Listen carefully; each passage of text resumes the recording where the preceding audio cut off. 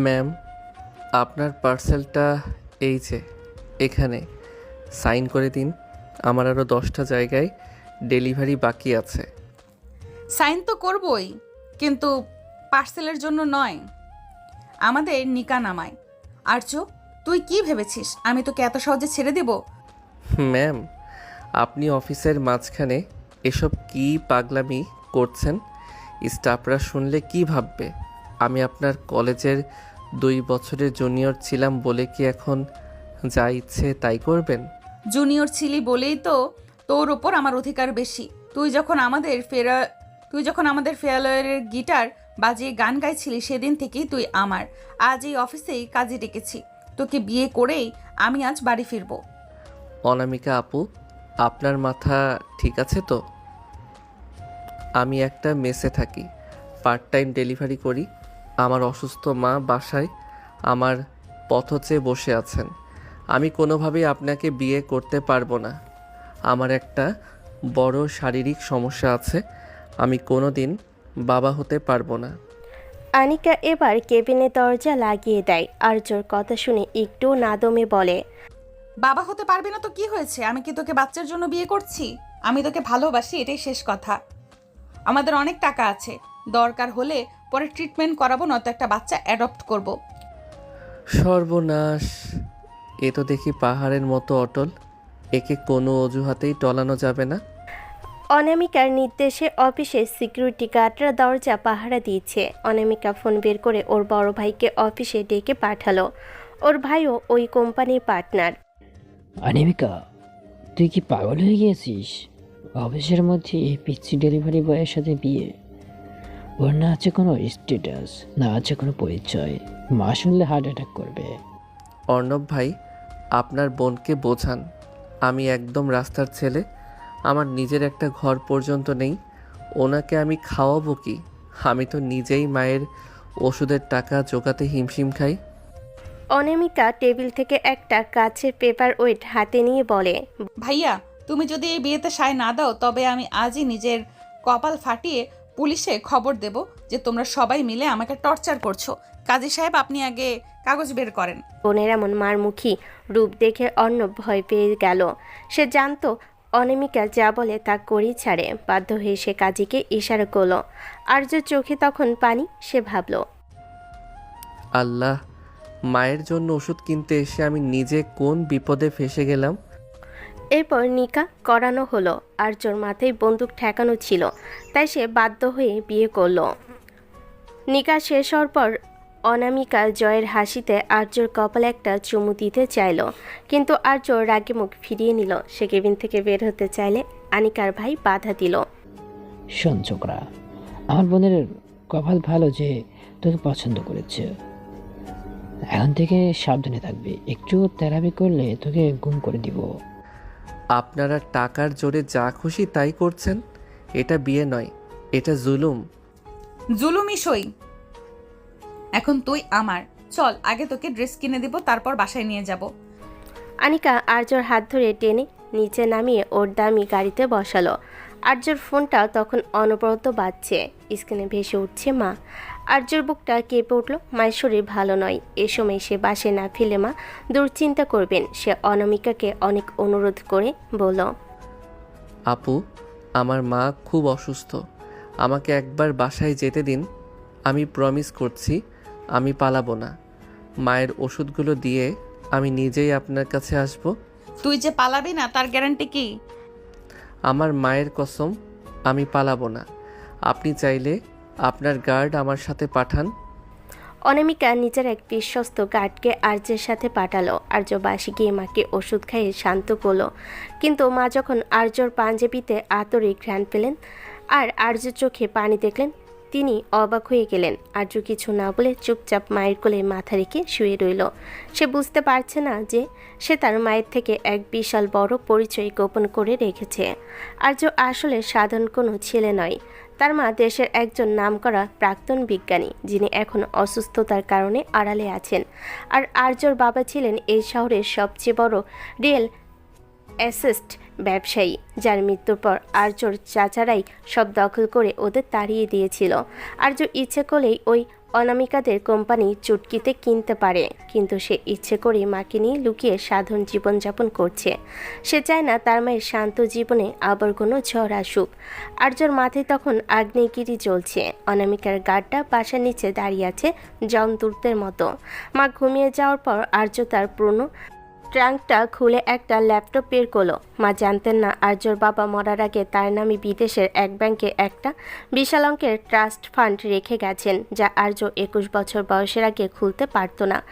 আজই সেই দিন। আর্য ল্যাপটপ খুলে মাত্র কয়েকটা ক্লিকের মাধ্যমে নিজে সেই পরিচয় সচল করলো। সে এখন ছদ্মবেশী ডেলিভারি বয় নয়, সে এখন বিশ্বের অন্যতম বড় ইনভেস্টমেন্ট ফার্মের প্রধান। সে দেখল অনামিকার কোম্পানি 5% শেয়ার বর্তমানে বাজারে বিক্রি হচ্ছে। আর্য মুহূর্তের মধ্যে সেই সবটুকু শেয়ার নিজের নামে কিনে নিল। এখন সে অনামিকার অফিসের একজন অন্যতম বড় শেয়ার হোল্ডার। পরের দিন রাতে অনামিকা নিজের জিপ নিয়ে আর্যর বাসার সামনে হাজির। আর্য সাদা একটা টি শার্ট আর জিন্স পরে নিচে নেমে এলো। অনামিকা ওকে দেখে ভুরু কুচকে বলল, এই যে ডেলিভারি বয় সাহেব, যে ময়লা জামা পরে আমার বাড়িতে যাবে, লোকে দেখলে ভাবে আমি অফিসের পিয়নকে ধরে নিয়ে এসেছি। এই নে, এই ব্র্যান্ডেড স্যুটটা পরে আয়। আর্য পকেটে হাত দিয়ে তারা গলেই বলে, অনামিকা আপু, জোর করে বিয়ে করে বউ হতে পারছেন, কিন্তু আমার গায়ের জামা বদলাতে পারবেন না। আপনার ওই দামি স্যুটে আমার অ্যালার্জি আছে। ইচ্ছা হলে এভাবেই নিব, নয়তো আমি যাচ্ছি না। তুই খুব তেরা কথা শিখেছিস না? ভুলে যাস না আমি তোর কলেজের সিনিয়র, আর এখন তোর লিগ্যাল বউ। আমার কথার অবাধ্য হলে তোর ডেলিভারি কোম্পানির লাইসেন্স বাতিল করে দেব। বাতিল করে দিন, তখন আপনার ওই বিশাল রাজপ্রাসাদে বসে বসে আমি আপনার বাবার অন্ন ধ্বংস করব। রাজি তো? ফাজিল ছেলে, চল গাড়িতে বস। অনামিকা বিশাল ড্রয়িং রুমে আর্যকে দেখে ওর মা তো আকাশ থেকে পড়ল। অনামিকা দাপটের সাথে পরিচয় করিয়ে দিল। মা, এই আর্য আমার কলেজের জুনিয়র, আর এখন আমার হাজবেন্ড। অনামিকার মা কি বলবে বুঝতে পারে না। সে জানে তার মেয়ে কেমন, বুঝতে পারেনি এসব তার মেয়েরই কাজ। আর একমাত্র মেয়ে, তার উপর পাগলি, তাই তার খুশিতে কেউই অখুশি হতে পারে না। সে তখন মাথায় হাত বুলিয়ে দেয়। আর আর্যকে তাই বাধ্য হয়ে মায়ের সামনে ভালো ছেলে সাজতে হলো। আর্যকে বসিয়ে অনামিকা ওয়াশরুমে গেল। তার সামনে নাস্তা দিল কেয়ারটেকার। সে না খেয়ে চারপাশ ঘুরে দেখল। কিছুক্ষণ পর অনামিকা বের হয়ে আর্যকে ওর নিজের ঘরে টেনে নিয়ে গেল। আর্য ঘরে ঢুকেই সোফায় বসে পড়ল। শরীরটা ক্লান্ত লাগছে। সে কখন থেকে ঝামেলা শুরু, তাই সে সব বাদ দিয়ে ঘুমাতে চাইল। বাকি সব পরে দেখা যাবে। আপু, আপনার এই এসি ঘরে আমার দম বন্ধ লাগে, আমি বারান্দায় গিয়ে ঘুমাবো। অনামিকা আর্যর হাত ধরে টেনে বিছানায় ফেলে দিয়ে বলে, খবরদার আপু বলবি না একদম। এখন আমি তোর বউ, আর বারান্দায় যাবি মানে? আজ থেকে এই বিছানা তোর আর আমার। দেখুন অনামিকা ম্যাম, আপনি কি ভুলে গেছেন আমি ফিজিক্যালি আনফিট? আমি তো বাবা হতে পারবো না বলে দিয়েছি। আপনার সাথে আমার কোনো রোমান্স চলবে না। অনামিকা আর্যর বুকের ওপর ঝুঁকে পড়ে দুষ্টু হেসে বলে, তুই কি ভাবছিস আমি তোকে এত সহজে ছেড়ে দেব? তুই বাবা হতে পারিস আর না পারিস, আমি তোকে আমার আদরের ছোট বাবু বানিয়ে রাখবো। দেখি তুই কিভাবে আমার থেকে দূরে থাকিস। আর্য অপ্রস্তুত হয়ে গেল। অনামিকা আর্যর চুলের ভেতর আঙ্গুল চালিয়ে ওকে জ্বালাতে লাগলো। আর্য অনামিকার হাতটা সরিয়ে দিয়ে বলল, উফ, দজ্জাল একটা। সিনিয়র হলে কি গায়ের জোর দেখাতে হয়? ছাড়ুন তো। আচ্ছা এখন খাবার খেয়ে নাও। না, খাবো না। খাও বলছি। ঠিক আছে, খাচ্ছি। বাবারে, এটা মেয়ে না কি? এই তো ভালো ছেলে। ভালো না ছাই, আস্ত রাক্ষসী একটা। মানে কি বললে? না, কিছু না। আর্য খাবার কোনো মতে খেয়ে নিল, তারপর শুয়ে পড়ল। বাধ্য হয়ে অনামিকার সাথে শুতে হলো, কিন্তু আর্যর বিরক্ত লাগছিল। আর্য মাঝে একটা বালিশ দিলে অনামিকা সেটা সরিয়ে দিয়ে আর্যকে জড়িয়ে ধরে। আর্য কেঁপে ওঠে। ও মা গো, এটা কি করেন? কি হয়েছে? ছাড়েন, আমাকে ছাড়েন। আরে একটুই তো জড়িয়েছি, আরে একটু তো জড়িয়েই ধরেছি। আজ প্রথম রাত তো, তাই কিছু করলাম না। কাল করব কেমন? অনেক ধকল গেছে। তুমি ঘুমাও এখন। ও মা, এ কি কথা? কি করার কথা বলছেন? এখন ঘুমাও, আসো ঘুমাই। অনামিকা ওকে ধরে চোখ বুজে ঘুমিয়ে পড়ে। আর্যর কেমন সুরসুরি করছিল আর লজ্জাও করছিল। সে মনে মনে বিড়বিড় করে, খোদা, কই এসে ফেসে গেলাম। ঘুমাও। একটু পরে অনামিকা ঘুমিয়ে পড়ে। আর্য লাফিয়ে ওঠে, কারণ অনামিকা নাক ডাকছে। আর্য হাসবে না কাঁদবে বুঝে না। এ কি, হে তো দেখি নাক ডাকে না। ঘুমাই এবার। আর্য ঘুমিয়ে পড়ে। পরের দিন সকালে অনামিকা আর্যকে জোর করে তার অফিসে নিয়ে গেল। সে চাইল আর্যকে তার পিএস হিসাবে নিয়োগ দিতে, যাতে সারাক্ষণ নজরে রাখতে পারে। অফিস মিটিং রুমে যখন বড় ইনভেস্টরদের নাম ঘোষণা করা হচ্ছিল, অনামিকা তখন আর্যকে একটা ফাইল দিয়ে বলল, এই ফাইলটা ধর আর সবার জন্য কফি নিয়ে আয়। আর্য অবাক হয়ে তাকালো। এই মেয়েটার রূপ পরিবর্তন করে ফেললো। কাল রাতে তো তুমি করে কথা বললো, এখন আবার? ঠিক তখন অফিসের জেনারেল ম্যানেজার ঘরে ঢুকে চিৎকার করে বলল, আমাদের কোম্পানির 5% শেয়ার কাল রাতে কেউ একজন কিনে নিয়েছে। তিনি এখন আমাদের বোর্ড অফ মেম্বারের একজন। সবাই অবাক। অনামিকা বলল, ঠিক কে সেই লোক? তখনই আর্য কফির কাপটা টেবিলে ধপাস করে রেখে অনামিকার পাশের চেয়ারে বসে পড়ল। পা তুলে টেবিলের ওপর দিয়ে বলল, সেই লোকটা আমি, অনামিকা ম্যাম, আপনার নতুন শেয়ার হোল্ডার এবং আপনার হাজব্যান্ড। পুরো মিটিং রুম স্তব্ধ। অনামিকার মুখ হা হয়ে গেল। আর্য, তুই এই টাকা কোথায় পেলি? তুই না ডেলিভারি বয়? ডেলিভারি বয় ছিলাম শখ করে, কারণ আমার মা সাধারণ জীবন পছন্দ করেন, কিন্তু আপনি আমাকে দামি স্যুট পরাতে চেয়েছিলেন না। এই নিন, এখন আমি আপনার কোম্পানির সিদ্ধান্ত নেব। আর হ্যাঁ, এখন থেকে আপনি আমাকে স্যার বলে ডাকবেন, কারণ বোর্ডে আমার ভোট ছাড়া আপনার কোনো প্রজেক্ট পাস হবে না। অনামিকা যেন আকাশ থেকে পড়ল। সে কিছুই বুঝতে পারছে না কি থেকে কি হলো, তবে এটাও বুঝতে পারছে যে তার বোঝার বড় ভুল ছিল। সে আর্যকে চিনতে ভুল করেছে। নিজেকে যেন তার বিশ্বাস করতে মন চাইছে। অনামিকা তখনই রেগে সেখান থেকে বের হয়ে যায়। অফিস থেকে ফেরার পথে অনামিকা গাড়িতে একটা কথা বলল না। ওর আগে লাল হয়েছিল। বাসে ঢুকে সে আর্যর গলা চেপে ধরল। আর তুই আমাকে ধোকা দিচ্ছিস আর্য? তুই এত বড়লোক হয়েও কেন নাটক করলি? তুই আর্য গলা ছাড়িয়ে অনামিকাকে দেওয়ালের সাথে চেপে ধরে। আমি নাটক করিনি আপু, আমি শুধু দেখতে চেয়েছিলাম আপনি আমার টাকার প্রেমে পড়েন নাকি আমার ব্যক্তিত্বের। আপনি তো জোর করে বিয়ে করলেন, এখন সামলান এই কোটিপতি জামাইকে। খুব শয়তান হয়ে গেছিস। দাঁড়া, তোকে আজ এমন শাস্তি দেব যে সে আর কিনা ভুলে যাবে। বলে অনামিকা আর্যর কানে একটা থাপ্পড় দিয়ে বকতে বকতে ওয়াশরুমে চলে গেল। আর্য কানে হাত দিয়ে হাসতে হাসতে ভাবল, বউটা যেমন দজ্জাল, তেমনই কিউট, তেমনই পাগল, কিন্তু খেলা তো কেবল শুরু। কিন্তু আর্যর উপর অনামিকার রাগ যেন আরও কয়েকগুণ বেড়ে গেল। কিছুক্ষণ পর আর্য ড্রয়িং রুমে আয়েশ করে বসে ল্যাপটপে কাজ করছে, আর অনামিকা দূর থেকে ওর দিকে অগ্নিদৃষ্টিতে তাকিয়ে আছে। আর্য ল্যাপটপ থেকে চোখ না সরিয়েই বলে, এভাবে তাকিয়ে থাকলে কিন্তু নজর লেগে যাবে অনামিকা ম্যাম। চোখের পলক ফেলুন, নয়তো রাতে স্বপ্ন দেখে ভয় পাবেন। অনামিকা গটগট করে আর্যর সামনে এসে দাঁড়ায়। তো সাহস তো কম না? অফিসের সবার সামনে আমাকে ম্যাম বলে অপমান করিস, আবার ঘরে এসে নবাবে দেখাচ্ছিস। ল্যাপটপ বন্ধ কর বলছি। আমি এখন অফিসের কাজ করছি, আপনার কোম্পানির লস ঠেকাতে আমার এই কাজটা খুব জরুরি, তাই ডিস্টার্ব করবেন না। অনামিকা আর কোনো কথা না বলে আর্যর হাত থেকে ছো মেরে ল্যাপটপটা কেড়ে নিল এবং সোফার অন্য প্রান্তে ছুঁড়ে ফেলে দিল। আর্য অবাক হয়ে তাকালো। আপনি কি পাগল হয়ে গেছেন? ওটা ভেঙে গেলে কয়েক কোটি টাকার ডিল হাতছাড়া হবে। হোক গে কোটি টাকা, হোক গে কয়েক কোটি, তোর ওই ডিলের চেয়ে আমার হাজব্যান্ডের সাথে সময় কাটানো বেশি দামি। এখন ওঠ, ডিনার করবি, চল। আর্য বিরক্ত হয়ে ডাইনিং টেবিলে গিয়ে বসলো। এ মেয়ে ভালো পাগল আছে। আর্য ভেবেছিল জানার পর সে বোধহয় আর আর্যর চেহারা দেখতে চাইবে না, কিন্তু কাহিনী তো হলো উল্টা। সে ডিল বাদ করবে কোটি টাকার, কিন্তু আর্যর সাথে সময় কাটানো মিস করবে না। এমনি অনামিকা নিজের হাতে আর্যকে খাইয়ে দিতে চাইল। আর্য বিরক্ত হলো। দেখুন, আমার হাত আছে, আমি ছোট বাচ্চা নই যে আপনি আমাকে লোকমা তুলে খাওয়াবেন। তুই আমার জুনিয়র ছিলি, এখনো আমার কাছে পিচ্চিই আছিস। মুখ খোল বলছি, নয়তো কানের নিচে একটা দেব। আর্য বাধ্য হয়ে মুখ খুলল। অনামিকা মুচকি হেসে আদর করে আর্যর গাল টিপে দিল। আর্যর মেজাজ তখন তুঙ্গে। সে ভাবল, এই মেয়েটা কি কোনো দিন স্বাভাবিক হবে না? সারাক্ষণ শুধু দাদাগিরি আর প্রেমের পাগলামি। এ তো পুরো উন্মাদ আমার প্রেমে। শেষ করে আর্য রুমে গিয়ে ঘুমানোর প্রস্তুতি নিচ্ছে।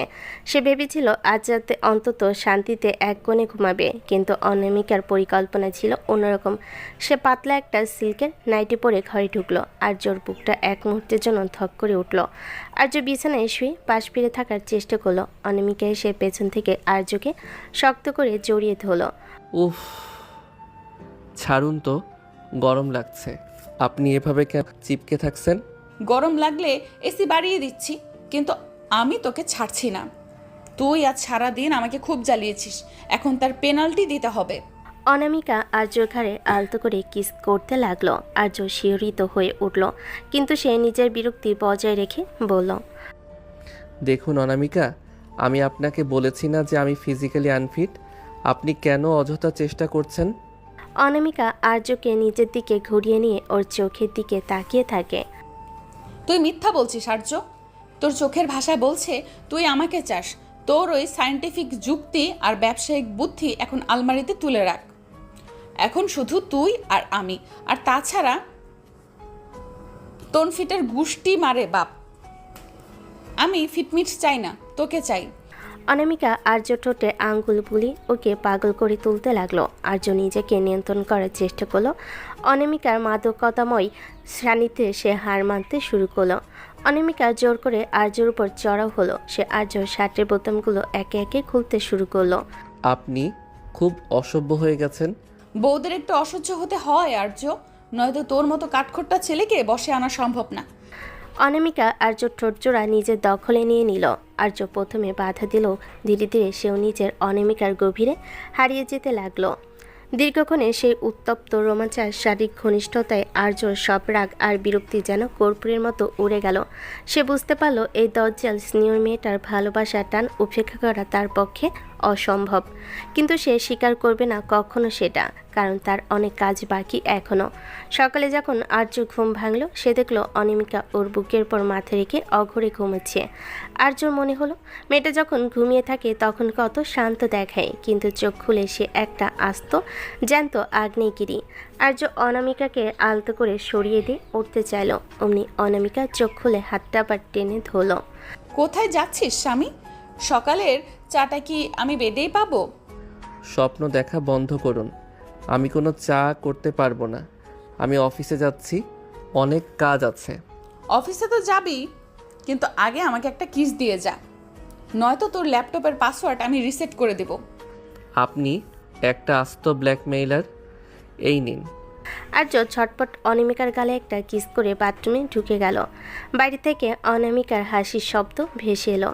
আর্য সবসময় তার মাকে অনামিকার ছায়া থেকে দূরে রাখতে চেয়েছিল। সে জানতো অনামিকা একবার তার মায়ের হদিস পেলে পুরো ব্যাপারটাকে একটা পারিবারিক নাটকে রূপান্তর করবে, তার মাকে নিয়ে ব্ল্যাকমেল শুরু করবে। কিন্তু অনামিকা আর্যর ফোন থেকে চুপি চুপি ওর মায়ের বাসার ঠিকানা বের করে নিয়েছিল। সকালবেলা আর্য অফিসে একটা জরুরি মিটিংয়ে ব্যস্ত। এমন সময় অনামিকা অফিসের কাজ ফেলে সোজা আর্যর বাসায় হাজির। আর্যর মা রাজিয়া বেগম তখন বারান্দায় বসে বই পড়ছিলেন। হুট করে এক সুন্দরী আধুনিক মেয়েকে দরজায় দেখে তিনি অবাক হলেন। অনামিকা পায়ে ধুলো নিয়ে সালাম করে। মা, আমি আর্যদের কলেজের সিনিয়র ছিলাম, এখন আপনার ছোট ছেলের বউ। ও তো লাজুক, আপনাদের কিছু বলেনি, তাই আমি নিজেই চলে এলাম। রাজিয়া বেগম থমকে গেলেন। তার শান্ত ছেলে আর্য কাউকে কিছু না বলে বিয়ে করে ফেলেছে, তাও আবার এমন এক তেজি মেয়েকে। তিনি কি বলবেন ভেবে পেলেন না। অনামিকা তার কথার জাদুতে আর্যর মায়ের মন ভরাতে শুরু করলো। সে বাজার থেকে আনা দামি ফল আর নিজের হাতে রান্না করা খাবার দিয়ে পুরো ঘর জমিয়ে তোলো। দুপুরে আর্য বাসায় ফিরতে দেখলো দরজার সামনে অনামিকার সে পরিচিত হিল জুতো জোড়া। ওর বুকটা ধক করে উঠল। ভেতরে ঢুকে দেখলো অনামিকা ওর মায়ের সাথে বসে হেসে সে গল্প করছে, এমনকি মায়ের ওষুধ খাইয়ে দেওয়ার দায়িত্ব সে নিজের কাঁধে তুলে নিয়েছে। আর্য রক্ত মাথায় চড়ে গেল। সে চিৎকার করে বলে উঠল, অনামিকা, আপনি এখানে কি করছেন? আপনার সাহস হয় কি করে আমার অনুমতি ছাড়া আমার বাসায় ঢোকার? মায়ের সামনে আর্যকে এতটা উত্তেজিত দেখে রাজিয়া বেগম অবাক হলেন। আর্য, ও তোমার বউ, এভাবে কেন কথা বলছিস? মেয়েটা কত লক্ষ্মী, আমাকে কত সময় দিল। মা, তুমি চেনো না একে, ও কোনো লক্ষ্মী মেয়ে না, ও একটা জেদি ব্ল্যাকমেইলার। অনামিকা, এখনই আমার বাসা থেকে বের হন। অনামিকা শান্ত হয়ে উঠে দাঁড়ালো। তার চোখে তখন এক ধরনের বিদ্রুপের হাসি। সে আর্যর দিকে এগিয়ে এসে নিচু স্বরে বলল, স্বামী তো খুব রাগী দেখছি, কেন? মা জেনে গেছে ভয় পাচ্ছ, নাকি ভাবছো মা আমাকে চিনে ফেললে তোমার ওই ডেলিভারি বয়ের নাটকটা আর চলবে না? আর্য অনামিকাকে এক প্রকার টেনে হিসে তার ছোট্ট রুমটার ভিতর নিয়ে গেল এবং সজোরে দরজা আটকে দিল। আর্য দাঁতে দাঁত চেপে বলল, আপনার সমস্যা কি অনামিকা? আমার লাইফটা কি আপনার অফিসের ফাইল যে যখন খুশি উল্টা পাল্টা করবেন? কেন আমার মাকে এর মধ্যে টানলেন? অনামিকা আর্যর পাঞ্জাবির কলা ধরে নিচের দিকে টেনে নেয়। তোর লাইফ এখন থেকে আমার লাইফ আর্য। তুই আমাকে বিয়ে করেছিস, ভুলে যাস না। তুই আমাকে লুকিয়ে রাখবি আর আমি সেটা মেনে নেব। আমি তোকে সবার সামনে নিজের করে পেতে চাই। ভালোবাসা মানে দখলদারি নয় অনামিকা। আপনি বড়লোক বলে কি যা খুশি তাই করবেন? আমি আপনাকে ঘৃণা করি আপনার এই ব্যবহারের জন্য। ঘৃণা শব্দটা শুনে অনামিকার চোখ জলজল করে উঠল। সে আর্যকে ধাক্কা দিয়ে খাটের উপর ফেলে দিল এবং ওর উপরে চড়ে বসল। ঘৃণা করিস? কতটুকু ঘৃণা করিস দেখি। যত ঘৃণা করবি তত বেশি তোকে আমি কাছে টানবো। তুই কি ভেবেছিস চিল্লাইলে আমি ভয় পাবো? এই যে শোন, আজ থেকে আমি এখানেই থাকবো, তোর এই ছোট্ট ঘরে তোর সাথে। অসম্ভব, আমার মায়ের এখানে শান্তি দরকার। আপনি এখানে থাকলে তিলকে তাল করবেন। শান্তি তো আমি দেবই দেব মাকে, আর তোকে দেব অশান্তি। অনামিকা আর্যর উপর ঝুঁকে পড়ে ওর টি শার্টের নিচে হাত ঢুকিয়ে দিল। আর্য মুসরামুসি করতে লাগলো। ছাড়ুন অনামিকা, মা পাশের রুমে আছে, একটু তো লজ্জা পান। মা তো জানি আমরা বিবাহিত, লজ্জা পাওয়ার কি আছে? আর তুই যত বেশি ছটফট করবি আমি তত বেশি তোকে কষ্ট দেব। অনামিকা আর্যর কানে কামড় দিয়ে ধরল। আর্য ব্যথায় আর উত্তেজনায় কুঁকড়ে গেল। অনামিকা ওর ঠোঁটজোড়া কামড়ে ধরে এমনভাবে কিস করতে লাগলো যেন ও আর্যর সব রাগ শুষে নিতে চায়। আর্যর বিরক্তি তখন অন্য উচ্চতায়। সে রাগ করে অনামিকাকে দুহাতে জড়িয়ে ধরে ঝামটা মারল, কিন্তু অনামিকা ওর গায়ের উপর লেপ্টে রইল। আর্য হাঁপাতে হাঁপাতে বলল, আপনি আপনি একটা জঙ্গলি মেয়ে, সিনিয়র হয়েও আপনার কোনো জ্ঞান নেই। জ্ঞান নেই বলেই তো তোকে কবজা করেছি। এখন চুপচাপ পড়ে থাক, নয়তো মাকে ডাক দিয়ে বলবো তুই আমাকে মারছিস। আর্য অসহায়ভাবে সিলিংয়ের দিকে তাকিয়ে রইল। এই তেজি বইয়ের হাত থেকে তার মুক্তি নেই। রাতের অন্ধকারে অনামিকা আর্য বুকের পশম নিয়ে খেলা করতে করতে ফিসফিস করে বলল, কাল থেকে আমরা একসাথেই অফিসে যাব, আর হ্যাঁ, মাকেও আমাদের সাথে ওই বড় বাড়িতে নিয়ে যাব। আর্য কোনো উত্তর দিল না। সে শুধু ভাবল, তার মা যদি কোনোভাবে জানতে পারে যে আর্যর বাবার খুনি আর এই অনামিকার পরিবারের মধ্যে কোনো যোগসূত্র আছে, তবে কি হবে?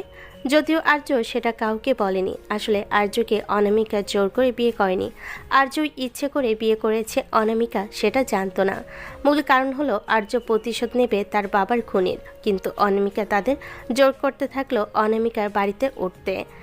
অনামিকার জেদের কাছে হার মেনে আর্য তার মাকে নিয়ে অনামিকার সেই রাজপ্রাসাদে উঠতে বাধ্য হলো। আর্যর মা ভাবছেন তার ছেলে বড় ঘরের মেয়ে বিয়ে করে সুখে আছে, কিন্তু আর্যর বুকের ভেতর তখন প্রতিশোধের আগুন জ্বলছে। সে জানে এই শহরে তার বাবার সেই পুরনো বিজনেস পার্টনার দিগন্ত শিকদার বাস করে, যে বিশ্বাসঘাতকতা করে আর্যর বাবাকে নিঃস্ব করে দিয়েছিল। আর তার মুখোমুখি হতে পারবে একমাত্র অনামিকাকে বিয়ে করে, কারণ অনামিকার পরিবারের সাথে তার যোগাযোগ আছে। সে অনামিকাদেরই বিজনেস পার্টনার, অনামিকার ভাই অর্ণবের পার্টনার, এবং অর্ণব এতে জড়িত। নতুন বিশাল বেডরুম, চারিদিকে সাজানো গোছানো, কিন্তু আর্যর মন পড়ে আছে তার পুরনো ডায়েরিতে। অনামিকা ঘরে ঢুকে দেখল আর্য জানালার পাশে দাঁড়িয়ে সিগারেট টানছে, যা সে সাধারণত করে না। অনামিকা পেছন থেকে জড়িয়ে ধরে। আমার রাজপ্রাসাদ কি তোমার পছন্দ হচ্ছে না স্বামী? নাকি এখনো ওই ছোট ঘরটার মায়া ছাড়তে পারোনি? টাকার চাকচিক্য আমাকে কোনোদিন টানে না অনামিকা। আপনি জোর করে আমাকে এখানে এনেছেন ঠিকই, কিন্তু আমার মনটাকে কোনোদিনও এই চার দেয়ালে বন্দি করতে পারবেন না। অনামিকা রেখে আর্যর হাতের সিগারেটটা কেড়ে নিয়ে ছুঁড়ে ফেলে দিল। সে আর্যর কলার ধরে দেওয়ালের সাথে চেপে ধরে। মন আমি বুঝি না, আমি শুধু বুঝি তুই আমার। আজ আমাদের এই নতুন বাড়িতে প্রথম রাত, আর তুই কিনা উদাসীন হয়ে থাকবি? আমি কি তোর কাছে এতটাই ফেলনা অনামিকা আর্য শার্টের বোতামগুলো ছিঁড়ে ফেলল। তার চোখে তখন নেশা আর অধিকার বোধের আগুন। সে আর্য বুকের উপর নখ দিয়ে আঁচড় কাটতে কাটতে বলল, আজ রাতে আমি তোকে এক মুহূর্তের জন্য শান্তিতে থাকতে দিব না। তুই যত দূরে যেতে চাইবি আমি তোকে ততটাই পিষে ফেলবো। আজও বিরক্তি তখন চরমে, কিন্তু অনামিকার শরীরের উষ্ণতা আর সেই তীব্র ঘ্রাণ তাকে দিশেহারা করে দিচ্ছিল। অনামিকা আর্য ঠোঁটজোড়া নিজের দখলে নিয়ে নিল। আর্য রাগ তখন কামনেই রূপ নিল। সে অনামিকাকে পাজকোলা করে বিছানায় আশ্রে ফেল। সিনিয়র আপু হওয়ার অনেক শখ আপনার, তাই না? আজ বুঝবেন সিনিয়র হওয়ার জ্বালা কত। সেই রাতে অনামিকার সব দাপট আর্যর পুরুষত্বের কাছে মিলান হয়ে গেল। আর্য অনামিকাকে খাটে ফেলে পাগলের মতো আদর করতে লাগলো। অনামিকা ঘুণাক্ষেরও বুঝতে পারেনি আর্য হঠাৎ এমন রূপ নেবে। শিশুকে চিৎকার করতে থাকলো। দীর্ঘক্ষণে সেই উত্তপ্ত আর উন্মত্তাল মিলনে অনামিকা বারবার আর্য নাম ধরে আর্তনাদ করছিল। আর্য যেন তার সব ঘৃণা আর ক্ষোভ এই মিলনের মাধ্যমে উগরে দিয়েছিল। কিছুক্ষণের পর দুজনে ক্লান্ত হয়ে সরে গেল। কি গো, তুমি না বললে কাছে আসবে না? তবে আজ কিছু না বলে উঠে চলে গিয়ে আবার সিগারেট ধরলো। অনামিকা একা একা হাসলো। ইস, আমার কাছে আসবে না এবার। পরের দিন সকালে অনামিকা আর আর্য একটা বিজনেস পার্টিতে গেল। অনামিকা চাচ্ছিল আর্যকে সবার সামনে তার বিজনেস পার্টনার হিসেবে পরিচয় করিয়ে দিতে। ঠিক তখনই সেখানে আসলো সেই দিগন্ত শিকদার। দিগন্তকে দেখা মাত্রই আর্যর হাত শক্ত হয়ে গেল, চোখ দুটো লাল হয়ে উঠল। দিগন্ত আর্যকে চিনতে পারল না, কারণ আর্য এখন বড় ঘরের জামাই আর দামি স্যুটে ঢাকা। মিস অনামিকা, আপনার এই নতুন ইভেন্টে তো বেশ হ্যান্ডসাম, তা পরিচয়টা কি? অনামিকা গর্বের সাথে আর্যর হাত ধরল। ইনি আমার স্বামী এবং আমাদের কোম্পানির প্রধান অংশীদার মিস্টার আর্য। দিগন্ত হাত বাড়াতে আর্য ঘৃণা ভরা দৃষ্টিতে তাকিয়ে রইল। সে হাত মেলালো না। এতে দিগন্ত অপমানিত বোধ করলো। ছেলের তো খুবই ইগো দেখছি অনামিকা। এ রাস্তার ছেলেকে তুলে এনে স্বামী বানিয়েছো, কোনোদিন হয়তো তোমাকে পথে বসাবে। কথার চাবুকটা আর্যর কানে যেতে সে দিগন্তর দিকে এগোতে চাইল, কিন্তু অনামিকা আর্যর হাত শক্ত করে চেপে ধরল। সে দিগন্তর চোখের দিকে তাকিয়ে কড়া গলায় বলল, দেখুন মিস্টার শিকদার, আপনি কার সাথে কথা বলছেন ভুলে যাবেন না। আর্য আমার সম্মান। ও যদি রাস্তার ছেলেও হয় তবে সেই রাস্তার মালিক হওয়ার ক্ষমতাও আমি রাখি। আর হ্যাঁ, ওর দিকে আর একবার আঙুল তুললে আপনার পুরো বিজনেস আমি গুড়িয়ে দিব। Get out. পার্টিতে শোরগোল পড়ে গেল। আর্য অবাক হয়ে অনামিকার দিকে তাকালো। যে মেয়েটা ঘরে তাকে নিয়ে সারাক্ষণ ন্যাকামি করে আর জোর জবরদস্তি করে, সে বাইরে মানুষের সামনে তার জন্য এত বড় ঢাল হয়ে দাঁড়াতে পারে। বাসায় ফেরার পথে আর্য চুপ করে রইল। অনামিকা গাড়িতে আর্যর কাঁধে মাথা রেখে বলল, তুই কেন এই লোকটার ওপর এতটা রেগেছিলি আর্য? তুই কি ওকে চিনিস? না, চিনি না, শুধু ওর কথা বলার ভঙ্গিটা আমার ভালো লাগেনি। আর্য মনে মনে ভাবল, অনামিকা যদি কোনোদিন জানতে পারে যে তার নিজের ভাই অর্ণব আসলে দিগন্ত শিকদরের সাথে মিলে আর্যর বাবাকে ধ্বংস করার প্ল্যানে জড়িত ছিল, তবে কি হবে? অনামিকা কি তখন তার স্বামীর পক্ষ নেবে নাকি নিজের ভাইয়ের? তবে তাকে ধীরে ধীরে এগোতে হবে। এরপর বেশ কিছুদিন কেটে যায়। আর্যর দিনকাল এখন এক অদ্ভুত রুটিনে চলছে। সকালে অফিসে অনামিকার তেরা কথা সহ্য করা, আর রাতে অনামিকার কামকার আদরে অত্যাচারের শিকার হওয়া। আর্য চাচ্ছিল দিগন্ত শিকদার আর তার ভাই অর্ণবের গোপন ডিলগুলো ফাঁস করতে, কিন্তু অনামিকা তাকে এক মুহূর্তের জন্য ল্যাপটপ বা ফোনের কাছে ঘেঁষতে দিচ্ছে না। আর সব বের করার জন্য বাধ্য হয়ে তাকে অনামিকার অত্যাচারও সহ্য করতে হচ্ছে। আর্য খুব ভোরে ঘুম থেকে উঠে তৈরি হয়ে নিয়েছিল। সে ভাবল অনামিকা ঘুমানোর ফাঁকে সে একবার তার পুরনো সোর্সদের সাথে দেখা করে আসবে, কিন্তু সে দরজা পর্যন্ত পৌঁছানোর আগে পেছন থেকে একটা রেশমি ওড়না তার গলার চারপাশে পেঁচিয়ে ধরল। অনামিকা ওড়নাটা টেনে আর্যকে নিজের কাছে এনে বলে, কোথায় পালানোর চেষ্টা হচ্ছে মিস্টার হাজবেন্ড? আমি ঘুমালে কি তুমি ডানা গজিয়ে উড়ে যাবে ভেবেছিলে? আর্য বিরক্ত হয়ে ওড়না ছাড়ানোর চেষ্টা করে। উফ, অনামিকা ছাড়ুন তো, আমার একটা জরুরি কাজ আছে। আপনি এভাবে সারাক্ষণ পাহারা দেবেন না তো। অনামিকা আর্যর কানে মুখ নিয়ে ফিসফিস করে, আজ অফিসের ছুটি, আর আজ তোমার কোনো কাজ নেই। আজ সারা দিন তুমি শুধু আমার পার্সোনাল অ্যাসিস্ট্যান্ট হয়ে থাকবে। চলো আগে আমাকে শাওয়ার নিতে হেল্প করবে। আপনি কি পাগল হয়ে গেছেন? আপনি বড় হয়েছেন, নিজের কাজ নিজে করতে পারেন না? আমি বাথরুমে যাব না। যাবে না মানে? ভুলে গেছো কাল রাতে কি প্রমিস করেছিলে? বলেছিলে না আমি যা বলবো তাই করবে? এখন চলো।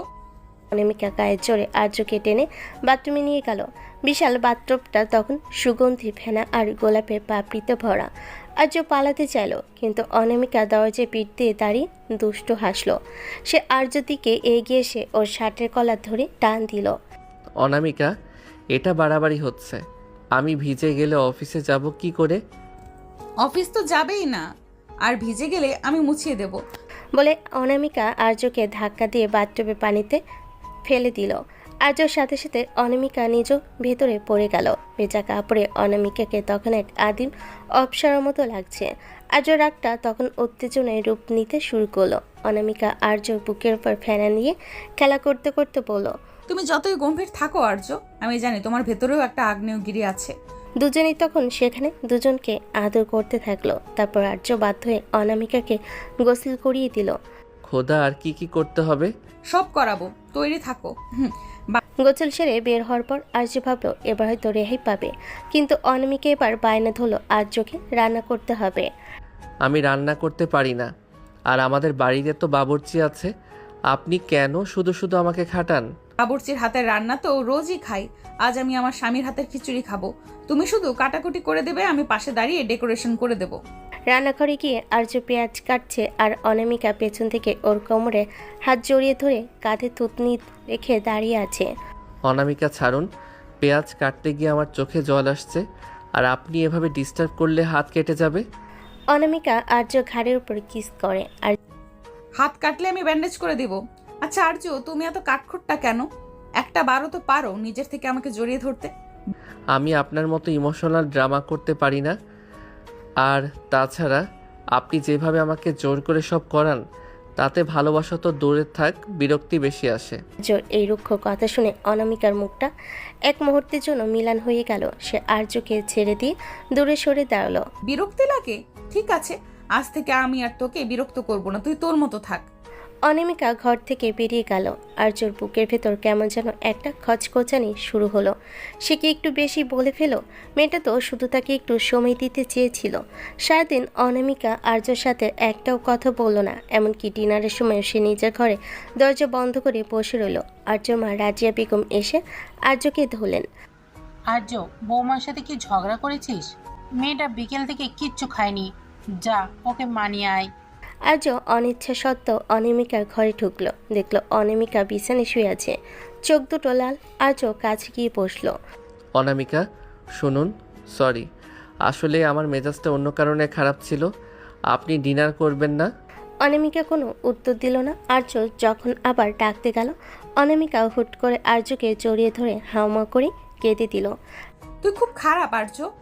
আমি জানি তুই আমাকে মন থেকে মানতে পারিসনি। তুই শুধু তোর মায়ের জন্য আর আমার টাকার ভয়ে এখানে আছিস। তুই আমাকে ঘৃণা করিস। আর্য এবার আর নিজেকে ধরে রাখতে পারল না। সে অনামিকার চোখের পানি মুছে দিয়ে ওকে নিজের বুকের সাথে চাপটে ধরল। আমি আপনাকে ঘৃণা করি না অনামিকা, শুধু আপনার এই সিনিয়র ইমেজ আর জোর করাটা আমার ইগোতে লাগে। আসলে আমি আপনাকে পছন্দ করতে শুরু করেছি। পছন্দ করি শুনে অনামিকার কান্না থেমে গেল। সে ভেজা চোখে আর্যর দিকে তাকিয়ে দুষ্ট হাসি দিল। সত্যি? তবে তার প্রমাণ দাও। বলে অনামিকা আর্যকে বিছানায় শুয়ে দিল। তার রোমান্টিক পাগলামি আবার শুরু হলো। সে আর্যর ঠোঁট জোড়া নিজের দখলে নিয়ে নিল। আর্য এবার আর বাধা দিল না। সে নিজেও অনামিকার উন্মত্তায় ভালোবাসে সাড়া দিল। রাত যখন গভীর, অনামিকা যখন আর্যর বুকে মাথা রেখে অঘরে ঘুমোচ্ছে, আর্যর ফোনে একটা মেসেজ এলো। তার এক সোর্স পাঠিয়েছে, অনবার দিগন্ত শিকদার আজ রাতে এক গোপন ডিল করছে। জায়গাটা ও পুরনো গোডাউন। আর্যর চোল শক্ত হয়ে এলো। রাত তখন, আর এটা পুরো প্রাসাদ নিস্তব্ধ। আর্য খুব সাবধানে অনামিকার জড়িয়ে থাকা হাতটা সরিয়ে দিল। অনামিকার গভীর ঘুমে ওর চেহারায় একটা প্রশান্তি। আর্য এক মুহূর্তের জন্য খারাপ লাগলো, কিন্তু পরক্ষণেই দিগন্ত শিকদারের সেই নোংরা হাসির কথা মনে পড়তেই ওর রক্ত টকবক করে ফুটতে শুরু করলো। আর্য একটা কালো হুডি পরে কোমরে একটা ছোট্ট ছোড়া গুজে নিঃশব্দে জানালার পাইপ বেয়ে নিচে নেমে এলো। ও জানতো সদর দরজা দিয়ে গেলে গার্ডরা অনামিকাকে খবর দিয়ে দিবে। শহরের শেষ প্রান্তে সেই পুরনো পরিত্যক্ত গোডাউনে আর্য আড়ালে দাঁড়িয়ে দেখলো অনামিকার ভাই অর্ণব আর দিগন্ত শিকদার হ্যান্ডশেক করছে। অর্ণব তোমার বোন তো? ওই রাস্তার ছেলেকে নিয়ে মেতে আছে। এই সুযোগে আমরা অনামিকার কোম্পানির সব গোপন তথ্য হাতিয়ে নেব। ও যখন টের পাবে তখন ওর আর কিছু বাকি থাকবে না। ডেভিড, আরে দিগান্ত দা, অনামিকা তো এখন বাসরাত কাটাতে ব্যস্ত। ও তো বুঝতেই পারছে না যে এই আর্য আসলে আমাদের জন্য একটা কাল হয়ে দাঁড়িয়েছে। ওটাকে সরিয়ে দেওয়ার ব্যবস্থা করো। অর্ণবের মুখ থেকে নিজের বোনকে ঠকানোর কথা শুনে আর্যর মাথা ঠিক রইল না। ও অন্ধকার থেকে বেরিয়ে এলো, হাতে একটা লোহার রড। কাকে সরানোর কথা বলছেন অর্ণব ভাই? আপনার নিজের বোনকে পথে বসিয়ে আপনি সুখী হবেন? দিগন্ত আর অর্ণব চমকে উঠল।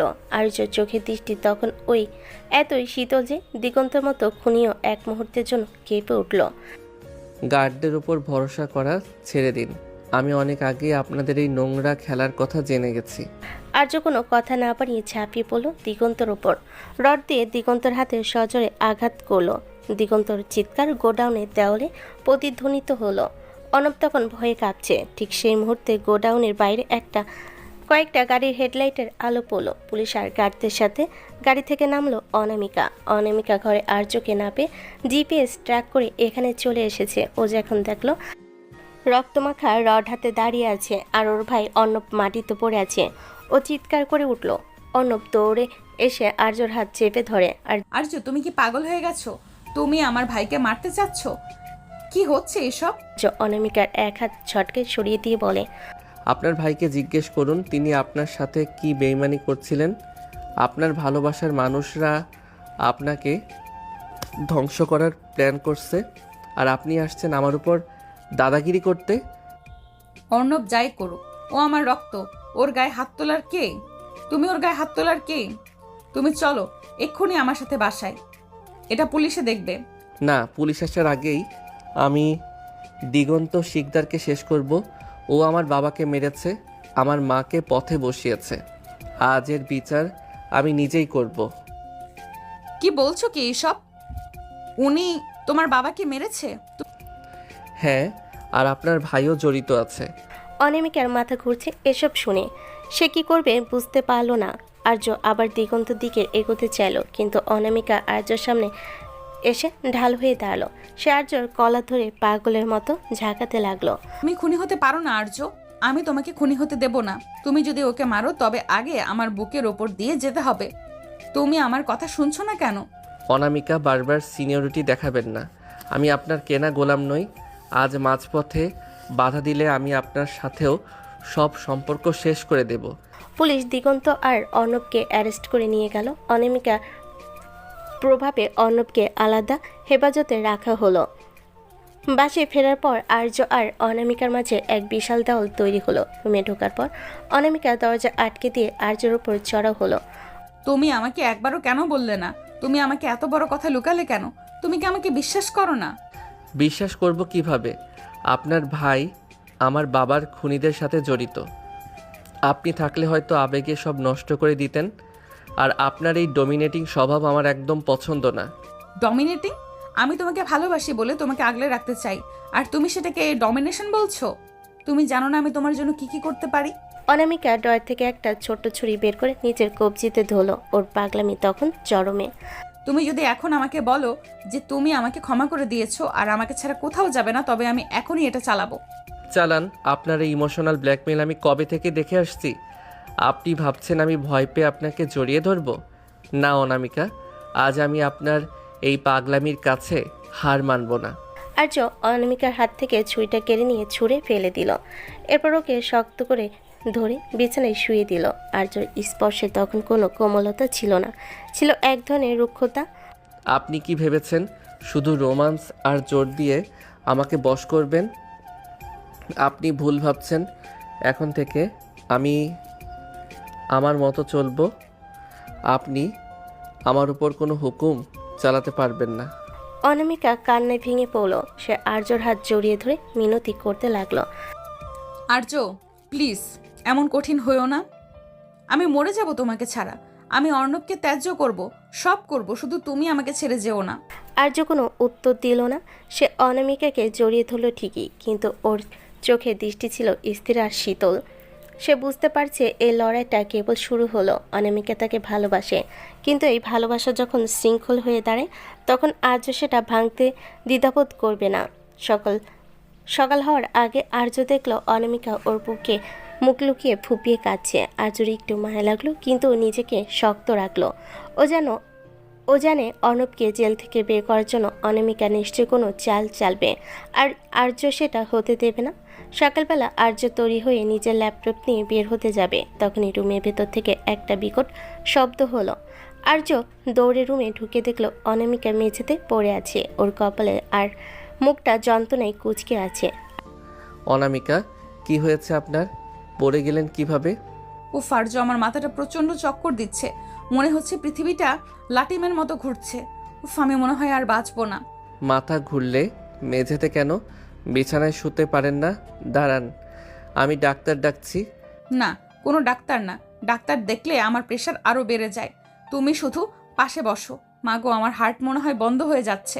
আর্য দীর্ঘশ্বাস ফেলে অনামিকাকে পা জকলা করে বিছানায় শুয়ে দিল। ও বুঝতে পারছে এটা অনামিকার কোনো নতুন ড্রামা, কিন্তু মায়ের কথা ভেবে ঝুঁকি নিতে পারছে না। অনামিকা শুয়ে শুয়ে মিটমিট করে হাসছে। আর্য পাশে বসে কপালে জলপট্টি দিতে শুরু করলো। আর্য, আমার খুব শীত করছে, এসিটা বন্ধ করে আমাকে একটু জড়িয়ে ধরবে? ডাক্তাররা বলে হিউম্যান টাচ নাকি সব রোগের ওষুধ। ডাক্তাররা বলে নাকি আপনি বলছেন? এসি বন্ধ করলে আমি ঘেমে ভূত হয়ে যাব। চুপচাপ শুয়ে থাকুন। খুব নিষ্ঠুর তুমি। বউ মরো অবস্থায় আর তুমি এসির চিন্তা করছো? একটু লেবু চা করে দাও না প্লিজ। উফ, আমার গলাটা কেমন শুকিয়ে কাঠ হয়ে যাচ্ছে। আর্য রান্নাঘরে গিয়ে লেবু চা করে আনলো। অনামিকা সেটা খেয়ে মুখ বাঁকিয়ে বলল, এতে চিনি কম হয়েছে, একটু খাইয়ে দাও না বাবু। বাবু ডাকবেন না একদম। আমি আপনার জুনিয়র হতে পারি, কিন্তু বাবু নই। এই নিন, নিজে খান। অনামিকা চা খেতে খেতে হুট করে আর্যর শার্টের হাত ধরে টান দিয়ে ওকে নিজের একদম কাছে নিয়ে এলো। চায়ের কাপটা পাশে রেখে আর্য নাকি নিজের নাক ঘষে বলে, রাগ করলে তোমাকে না একদম ওই রাগী বিড়ালটার মতো লাগে। আচ্ছা আর্য, আজ অফিসে না গেলে হয় না? আমার খুব একা লাগছে। আর্য বাধ্য হয়ে বসে থাকলো। কিছুক্ষণ পর অনামিকা বাহানা করলো তার পা কামড়াচ্ছে, তাই আর্যকে পা টিপে দিতে হবে। আর্য কোনো উপায় না দেখে অনামিকার পা টিপতে বসলো। অনামিকা আপু, আপনার পা তো না যেন আস্ত লোহার খাম্বা, এত শক্ত কেন? অনামিকা পা দিয়ে আর্যকে একটা হাতকা লাথি মেরে, বউয়ের পা নিয়ে মশকরা ইয়ার কি না করে ভালো করে টিপে দাও। আর শোনো, আজ রাতে কিন্তু আমি খিচুড়ি খাবো না, তুমি আমার জন্য পিৎজা অর্ডার করবে আর নিজের হাতে স্লাইস করে খাইয়ে দেবে। পিৎজা খেলে আপনার প্রেশার আরও বাড়বে। আমি আপনাকে তিতা করলার জুস করে দিচ্ছি, ওটাই আপনার জন্য সেরা ট্রিটমেন্ট। তিতা করল্লা? তুমি কি আমাকে বিষ খাইয়ে মারতে চাও, যাতে তুমি একা একাই দিগন্ত শিকদারের সাথে ফাইট করতে পারো? আমি কিন্তু সব বুঝি। আর্যর হাসি পেয়ে গেল। অনামিকা যখন এমন পাগলামি করে তখন ওকে আসলেও ছোট বাচ্চার মতো লাগে। আর্য হাসতেই অনামিকা ওর বুকের উপর লাফিয়ে পড়ল। এই তো হেসেছো, তার মানে তুমি আর রাগ নেই। চলো এখন একটা রোমান্টিক মুভি দেখি। মুভি দেখার সময় নেই, আমাকে ওই গোডাউনের ফাইলগুলো চেক করতে হবে। ফাইল ফাইল আর ফাইল? ওই ফাইল কি তোমাকে রাতে আদর করবে, নাকি ফাইল তোমাকে কিস করবে? মুভি চলবে মানে চলবে। মুভি দেখতে দেখতে অনামিকা আর্যর কাঁধে মাথা রেখে ঘুমিয়ে যাওয়ার ভান করলো।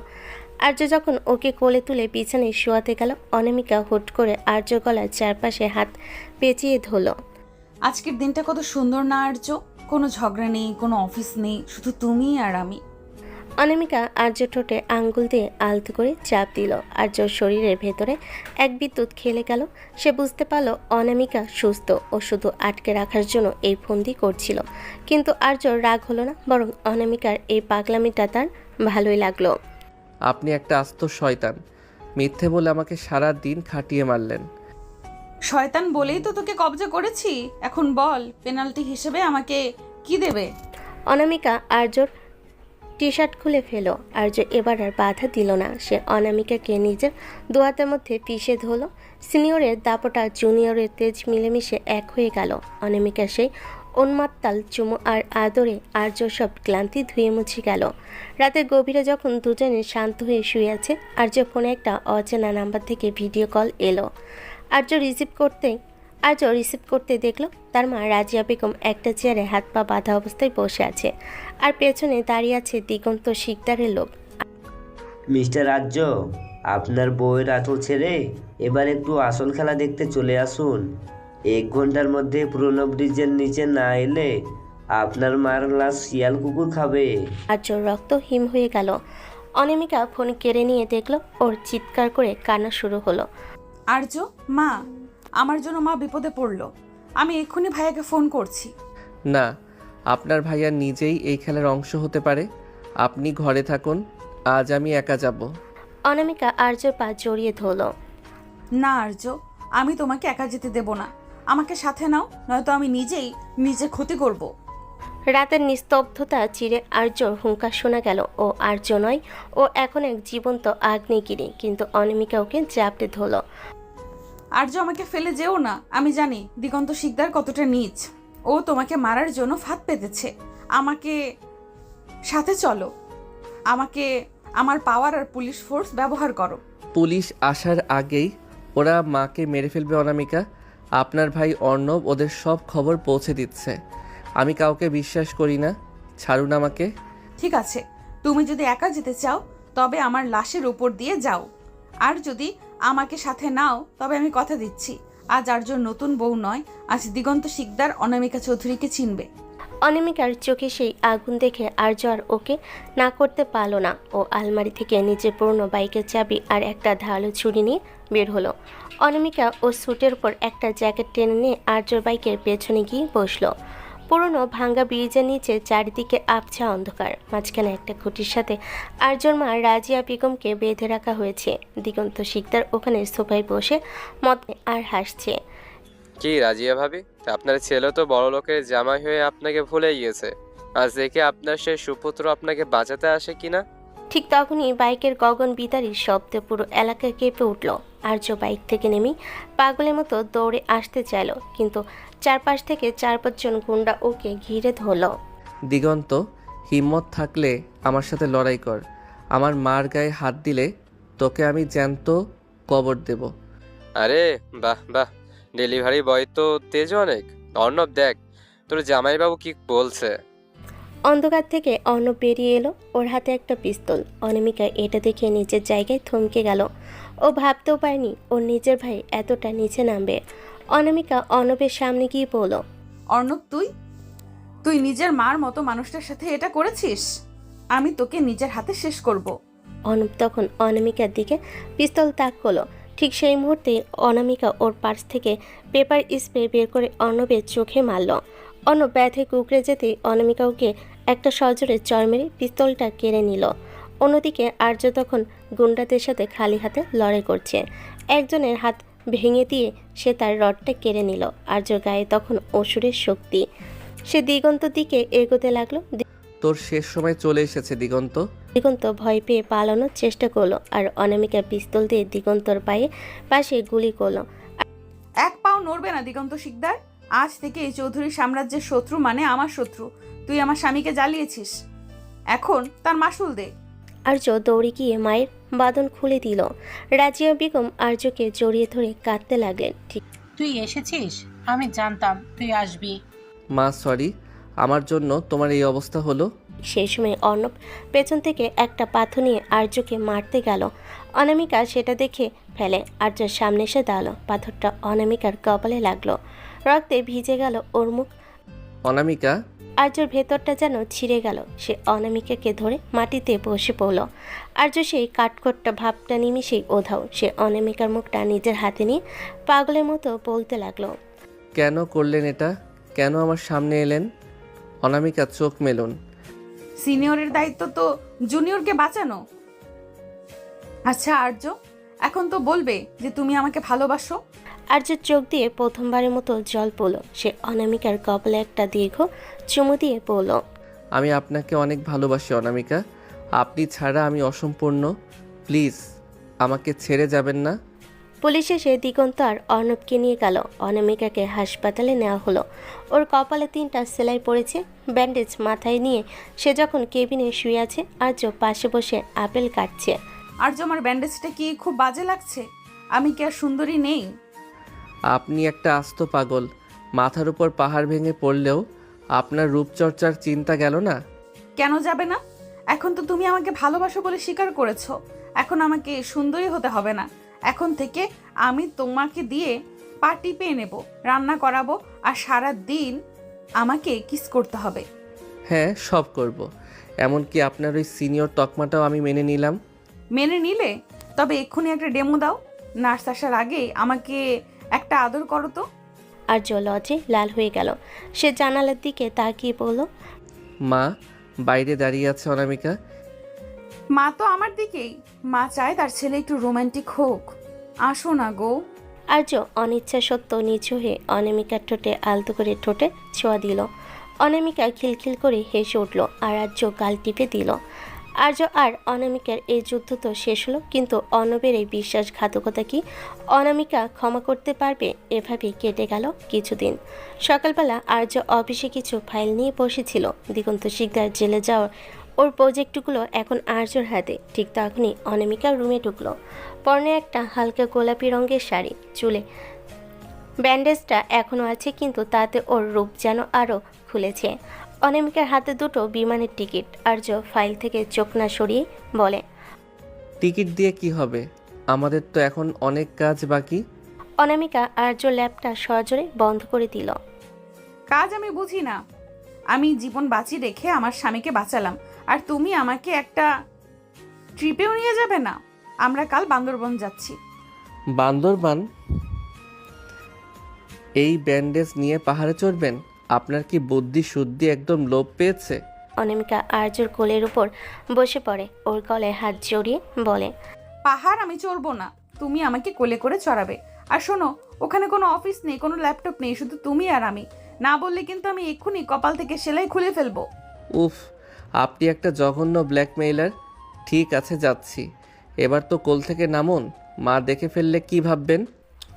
বান্দরবনের নীলগিরিতে একটা আলিশান কটেজ বুক করেছে অনামিকা। পাহাড়ের চূড়ায় মেঘের আনাগোনা। আর্য চেয়েছিল একটু শান্তিতে পাহাড় দেখবে, কিন্তু অনামিকার ইচ্ছা ভিন্ন। সে আর্যকে দিয়ে হরেক রকমের ঢঙের ছবি তোলাতে ব্যস্ত। আর্য, এই অ্যাঙ্গেল থেকে একটা ফটো তুলো তো। এমনভাবে তুলবে যেন আমাকে মেঘের উপর দাঁড়িয়ে থাকা অপ্সরা লাগে। আপনাকে অপসরা না, ডাইনি লাগছে। রোদে আপনার নাক লাল হয়ে গেছে। চলুন ভেতরে যাই। তুমি আমায় ডাইনি বললে? দাঁড়াও, তোমার শাস্তি পাওনা রইল। বলে অনামিকা পাহাড়ের ঢালু রাস্তা দিয়ে দৌড় দিল। আর্য ভয় পেয়ে ওর পেছনে ছুটল। আরে অনামিকা, আপনার কপালে সেলাই, দৌড়াবেন না। দৌড়াতে গিয়ে অনামিকা ঘাসের উপর আছাড় খেয়ে পড়ল। আর্য দ্রুত গিয়ে ওকে ধরল। অনামিকা ব্যথার ভান করে কান্না শুরু করলো। উফ, আমার মনে হয় পা ভেঙে গেছে, আমি আর হাঁটতে পারবো না। আর্য বাধ্য হয়ে অনামিকাকে পা জকলা করে কটেজ পর্যন্ত নিয়ে এলো। রুমে ঢোকার পর অনামিকা খিলখিল করে হেসে আর্যর গলা জড়িয়ে ধরল। কেমন দিলাম? আমি জানতাম তুমি আমাকে কোলে না নিয়ে ছাড়বে না। জুনিয়রদের উপর সিনিয়রের এইটুকু জোর তো থাকেই। রাতের বেলা কটেজের বারান্দায় আর্য আর অনামিকা বসে আছে। চারিদিকে ঝিঝি পোকার ডাক আর কুয়াশার চাদর। অনামিকা আর্যর বুকের উপর মাথা রেখে শুয়ে আছে। অনামিকা, আপনি মাঝে মাঝে এত পাগলামি করেন কেন? মাঝে মাঝে আমার খুব ভয় হয় আপনাকে নিয়ে। অনামিকা আর্যর চোখের দিকে তাকিয়ে বলে, ভয় পাও না কেন? তুমি আছো না আমাকে সামলানোর জন্য। জানো আর্য, আমি সারা জীবন এমন একজনকেই চেয়েছিলাম যে আমার সব শাসন মুখ বুজে সহ্য করবে, আবার বিপদের সময় বাঘের মতো গর্জে উঠবে। আমি খুব লাকি যে তোমাকে পেয়েছি।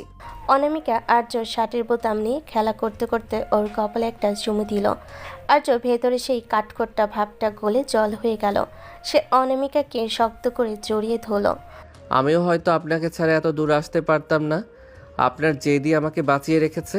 অনামিকা এবার আর্য ঠোঁটে আলতো করে কামড় দিল। আর্য শিহরিত হয়ে উঠল। অনামিকা ফিসফিস করে বলল, কাল তো আমাদের বাসর রাতটা ঠিকঠাক হয়নি, কিন্তু আজ কোনো অজুহাত চলবে না। আর্য আর কোনো কথা বলল না। সে অনামিকাকে বিছানায় শুয়ে দিয়ে ওর উপর ঝুঁকে পড়ল। কুয়াশা ঘেরা সে নির্জন পাহাড়ে আর্য আর অনামিকার ভালোবাসা এক অন্য মাত্রায় পৌঁছালো। সিনিয়রের দাপট আর জুনিয়রের তেজ একে অপরের ভেতরে বিলীন হয়ে গেল। তাদের শরীরের উত্তাপে যেন পাহাড়ের শীতলতাও হার মানল। দীর্ঘক্ষণ ধরে চলা সেই গভীর ঘনিষ্ঠতায় অনামিকা বারবার আর্যর পিঠে নখ দিয়ে আঁচড় কাটছিল, আর আর্য ওর ঘাড়ে কাছে মুখ লুকিয়ে তপ্ত নিঃশ্বাস ফেলছিল। সকালবেলা আর্য যখন ঘুম ভাঙল সে দেখল অনামিকা নেই। ও ভয় পেয়ে গেল। বাইরে বেরিয়ে দেখল অনামিকা স্থানীয় পাহাড়িদের সাথে গোল হয়ে বসে মদ তৈরি প্রক্রিয়া দেখছে। অনামিকা, আপনি এখানে কি করছেন? আপনার মাথা কি আসলেও গেছে? অনামিকা একটা বাঁশের গ্লাস হাতে নিয়ে বলে, আর আরে আর্য এসো, এরা বলছে এই ড্রিঙ্কটা খেলে নাকি সব টেনশন দূর হয়ে যায়, একটু ট্রাই করো না। খবরদার, ওটা ছোবেন না। চলুন রুমে চলুন, আমরা আজই ঢাকা ফিরছি। আমি যাব না, আমার পাহাড় ভালো লেগেছে, আমি এখানে ঘর বাঁধবো। ঘর বাঁধবেন? খাবেন কি? পাহাড়ি জুম চাষ করবেন? চলুন বলছি। আর্য জোর করে অনামিকাকে কাঁধে তুলে নিয়ে রুমের দিকে হাঁটা দিল। অনামিকা পা ছুড়ে চিৎকার করতে লাগলো। ছাড়ো আমায়, আমি বড়, আমি সিনিয়র, তুমি আমাকে এইভাবে কাঁধে নিতে পারো না। আর যদি বস তার হাজবেন্ডের উপর ডমিনেট করে? সিনিয়রের মেয়াদ শেষ, এখন থেকে সব আমার হুকুমে চলবে। ঢাকায় ফেরার পর আর্য আর অনামিকা যখন একসাথে অফিসে ঢুকলো সবাই অবাক। আর্য এখন অনামিকার অফিসের শুধু স্বামী নয়, সে এখন বোর্ড অফ ডিরেক্টরসের চেয়ারম্যান। অনামিকা নিজের কেবিনে বসে ফাইল দেখছিল। আর্য ঢুকে ওর চেয়ারটা ঘুরিয়ে দিল। ম্যাডাম, আজ থেকে অফিসে একটা নতুন নিয়ম চালু হয়েছে। কোনো বস তার স্টাফের ওপর ডমিনেট করতে পারবে না। আর যদি বস তার হাজবেন্ডের উপর ডমিনেট করে? তবে হাজব্যান্ড তাকে এই কেবিনেই লক করে রোম্যান্স করবে। অনামিকা হেসে আর্য টাই ধরে টেনে ওর কাছে টেনে নিল। ঠিক তখনই অর্ণবের ফোন এলো জেলখানা থেকে। অনামিকার মুখটা শক্ত হয়ে গেল। আর্য ফোন কেটে দিল। ওদের চ্যাপ্টার ক্লোজ অনামিকা, এখন শুধু আমরা আর আমাদের ভবিষ্যৎ। অনামিকা আর্যকে জড়িয়ে ধরে টুকরে কেঁদে উঠল। আর্যকে সান্ত্বনা দিয়ে নিজের বুকে আগলে রাখলো। সে জানলো এই তেজি সিনিয়র মেয়েটা আসলে ভেতরে ভেতরে খুব নরম, যাকে আগলে রাখার দায়িত্ব এখন শুধুই আর্যর। সকালবেলা আর্য আয়নার সামনে দাঁড়িয়ে টাই বাঁধছিল। আয়নায় দেখলো অনামিকা দরজায় হেলান দিয়ে দাঁড়িয়ে দুষ্টু হাসছে। ওর হাতে আর্য ফোনের চার্জার। চার্জারটা দিন অনামিকা, অফিসে দেরি হয়ে যাচ্ছে। আজ একটা বড় ফরেন ক্লায়েন্টের সাথে মিটিং আছে। অনামিকার চার্জারের তারটা আঙ্গুলে প্যাঁচাতে প্যাঁচাতে আর্যর কাছে এসে বলে, মিটিং তো দুপুর 1টায়, এখন মাত্র 10টা বাজে। এত তাড়াতাড়ি অফিসে গিয়ে কার সাথে ফ্লার্ট করার প্ল্যান করছো শুনি? তোমার এই নতুন সেক্রেটারি মেয়েটার সাথে? হ্যাঁ, সেক্রেটারি মেয়েটা আপনার নিজের অ্যাপয়েন্ট করা, আর আমি ওখানে কাজ করতে যাই, প্রেম করতে নয়। চার্জার দিন। দেব, যদি তুমি আমার একটা শর্ত মানো। আজ অফিসে তুমি আমার কেবিনে বসে কাজ করবে, আমি সিসিটিভিতে সারাক্ষণ তোমাকে দেখতে চাই। আপনি কি পাগল? অফিসের লোক হাসাহাসি করবে, আমি আপনার আঁচল ধরার স্বামী হয়ে থাকতে পারবো না। দিন বলছি। আর্য চার্জারটা কেড়ে নিতে গেল, কিন্তু অনামিকা চট করে চার্জারটা নিজের নাইটির ভেতর লুকিয়ে ফেলল। আর্য থমকে গেল। অনামিকা ভ্রু নাচিয়ে বলল, নাও, হিম্মত থাকলে বের করে নাও। আর্য রাগে আর লজ্জায় লাল হয়ে গেল। সে জানে অনামিকার সাথে তর্কে জেতা অসম্ভব। সে কোনো কথা না বলে ঘর থেকে বেরিয়ে যেতে চাইল। অনামিকা পেছন থেকে জড়িয়ে ধরে খিলখিল করে হেসে উঠল। আরে রাগ করো কেন? তুমি রাগলে তো তোমাকে আরো কিউট লাগে। আচ্ছা যাও, এই নাও তোমার চার্জার, কিন্তু লাঞ্চে আমি যা পাঠাবো তাই খেতে হবে, কোনো বাইরের খাবার চলবে না। দুপুরবেলা আর্য যখন ক্লায়েন্টদের সাথে খুব সিরিয়াস আলোচনা করছে, ঠিক তখনই অফিসের পিয়ন একটা বিশাল বড় টিফিন ক্যারিয়ার নিয়ে ঢুকলো। সাথে একটা চিরকুট। আর্য চিরকুট খুলে দেখলো তাতে বড় বড় অক্ষরে লেখা, সবটুকু খাবে বাবু, না খেলে রাতে ঘরে ঢুকতে দেব না। ইতি তোমার কিউট বস। ক্লায়েন্টরা আর্যর দিকে তাকিয়ে মুচকি হাসছে। আর্যর ইচ্ছে করছিল মাটির নিচে ঢুকে যেতে। সে কোনো মতে মিটিং শেষ করে অনামিকার কেবিনে ঢুকলো। অনামিকা, এসব কি? অফিসের পিয়নের সামনে আপনি ওসব চিরকুট লেখেন কেন? আমার মান সম্মান বলে কিছু রাখলেন না? অনামিকা চেয়ারে পা তুলে বসে আপেল খেতে খেতে বলে, সম্মান দিয়ে কি হবে, পেট ভরাটাই আসল। আর শোনো, আজ রাত্রে আমাদের বাড়িতে একটা ছোট্ট পার্টি আছে। আমি একটা থিম ড্রেস চুজ করেছি, আমরা দুজনে ম্যাচিং করে পরবো। আমি কোনো থিম ড্রেস পরবো না, আমি সিম্পল শার্ট প্যান্ট পরবো। অনামিকা দাঁড়িয়ে আর্যর টাই ধরে টেনে নিজের মুখের কাছে এনে বলে, তুমি কি ভুলে গেছো আমি তোমার সিনিয়র? সিনিয়রের হুকুম অমান্য করার শাস্তি জানো তো? সারা রাত বারান্দায় দাঁড়িয়ে থাকতে হবে। রাতের পার্টিতে অনামিকা আর্যকে জোর করে একটা রাজকীয় মেরুন কালারের শেরওয়ানি পরালো আর নিজে পরলো একই রঙের ভারী কাজের লেহেঙ্গা। পার্টিতে সবাই ওদের জুটির প্রশংসা করছে, কিন্তু অনামিকার নজর সারাক্ষণ আর্যর দিকে। আর্য কোনো মেয়ের সাথে কথা বলে অনামিকা সেখানে গিয়ে হাজির হয়। পার্টির এক কোণে আর্যর এক পুরনো বান্ধবী রিয়ার সাথে দেখা হলো। রিয়া আর্যর হাত ধরে কথা বলছিল। দূর থেকে অনামিকার চোখ দিয়ে যেন সেই আগুন বের হতে লাগলো। সে সোজা সেখানে গিয়ে আর্যর হাত নিজের হাতের ভেতর পুরে নিল। হাই রিয়া। আর্যর কথা বলা শেষ হলে ওকে একটু আমাদের কাছে দেবে? আসলে ওর বউ হিসাবে আমার ডিমান্ড একটু বেশি, তো তাই ওকে এক মুহূর্ত চোখের আড়াল করতে পারি না। রিয়া অপ্রস্তুত হয়ে চলে গেল। আর্যর আগে গজগজ করতে করতে বলল, আপনি খুব বেশি করছেন অনামিকা, ও আমার জাস্ট ফ্রেন্ড ছিল। ফ্রেন্ডের হাত ধরার দরকার কি? হাত ধরার জন্য তো আমি আছি। চলো ডান্স ফ্লোরে চলো। আর্যকে একরকম টেনে হিঁচড়ে ডান্স ফ্লোরে নিয়ে গেল অনামিকা। রোমান্টিক মিউজিকের তালে অনামিকা আর্য বুকের উপর লেপ্টে রইল। আর্যর রাগটা ধীরে ধীরে কমতে লাগলো। অনামিকার গায়ে সেই চেনা সুগন্ধ আর চোখের মায়ে আর্য আবার হার মানল। পার্টি শেষ হওয়ার পর অনামিকা আর্যকে নিয়ে রুমে ঢুকলো। আর্য খুব ক্লান্ত ছিল, সে সোফায় বসতে চাইল, কিন্তু অনামিকা দরজা লক করে দিয়ে চাবিটা ডয়ারে ফেলে দিল। আজ তুমি অনেক মেয়েদের সাথে হেসে হেসে কথা বলেছ, তার শাস্তি তো পাওনা রইল। শাস্তি মানে? আমি তো কোনো অপরাধ করিনি। অপরাধ করেছো, আমার অনুমতি ছাড়া অন্য মেয়ের দিকে তাকিয়েছো। এখন পেনাল্টি হিসেবে তোমাকে আমাকে খুশি করতে হবে। অনামিকা আর্যর শেরওয়ানির বোতামগুলো এক একে খুলতে শুরু করলো। আর্যর হার্টবিট বেড়ে গেল। সে অনামিকাকে জড়িয়ে ধরল। আপনি আসলেও একটা জাদুকরি মেয়ে, সারাদিন জ্বালান, আবার রাতেই সব রাগ জল করে দেন। অনামিকা আর্যর কানে কামড় দিয়ে বলে, সিনিয়র বলে কথা, বাগে আনার টেকনিক তো জানতেই হবে। সে রাতে অনামিকার রোমান্টিক পাগলামি সব সীমা ছাড়িয়ে গেল। আর্যর শরীরের প্রতিটি কোষে অনামিকা নিজের অধিকারের ছাপ এঁকে দিল। দীর্ঘক্ষণ ধরে চলা সেই গভীর ঘনিষ্ঠতায় আর্য সব বিরক্তি আর ক্লান্তি ধুয়ে মুছে গেল। সে বুঝতে পারল অনামিকা যতই পাগলামি করুক, এই পাগলামিটাই আর্যর জীবনের সব থেকে বড় প্রাপ্তি। রাত ৩টে, আর্য যখন গভীর ঘুমে, অনামিকা তখন আর্যর ল্যাপটপটা খুলে বসেছে। সে আর্যর ফেসবুক আর হোয়াটসঅ্যাপ চেক করছে। হঠাৎ একটা মেসেজ দেখে অনামিকা ভুরু কুঁচকে গেল। মেসেজটা আর্যর মায়ের এক পুরনো বান্ধবী ছেলের কাছ থেকে এসেছে।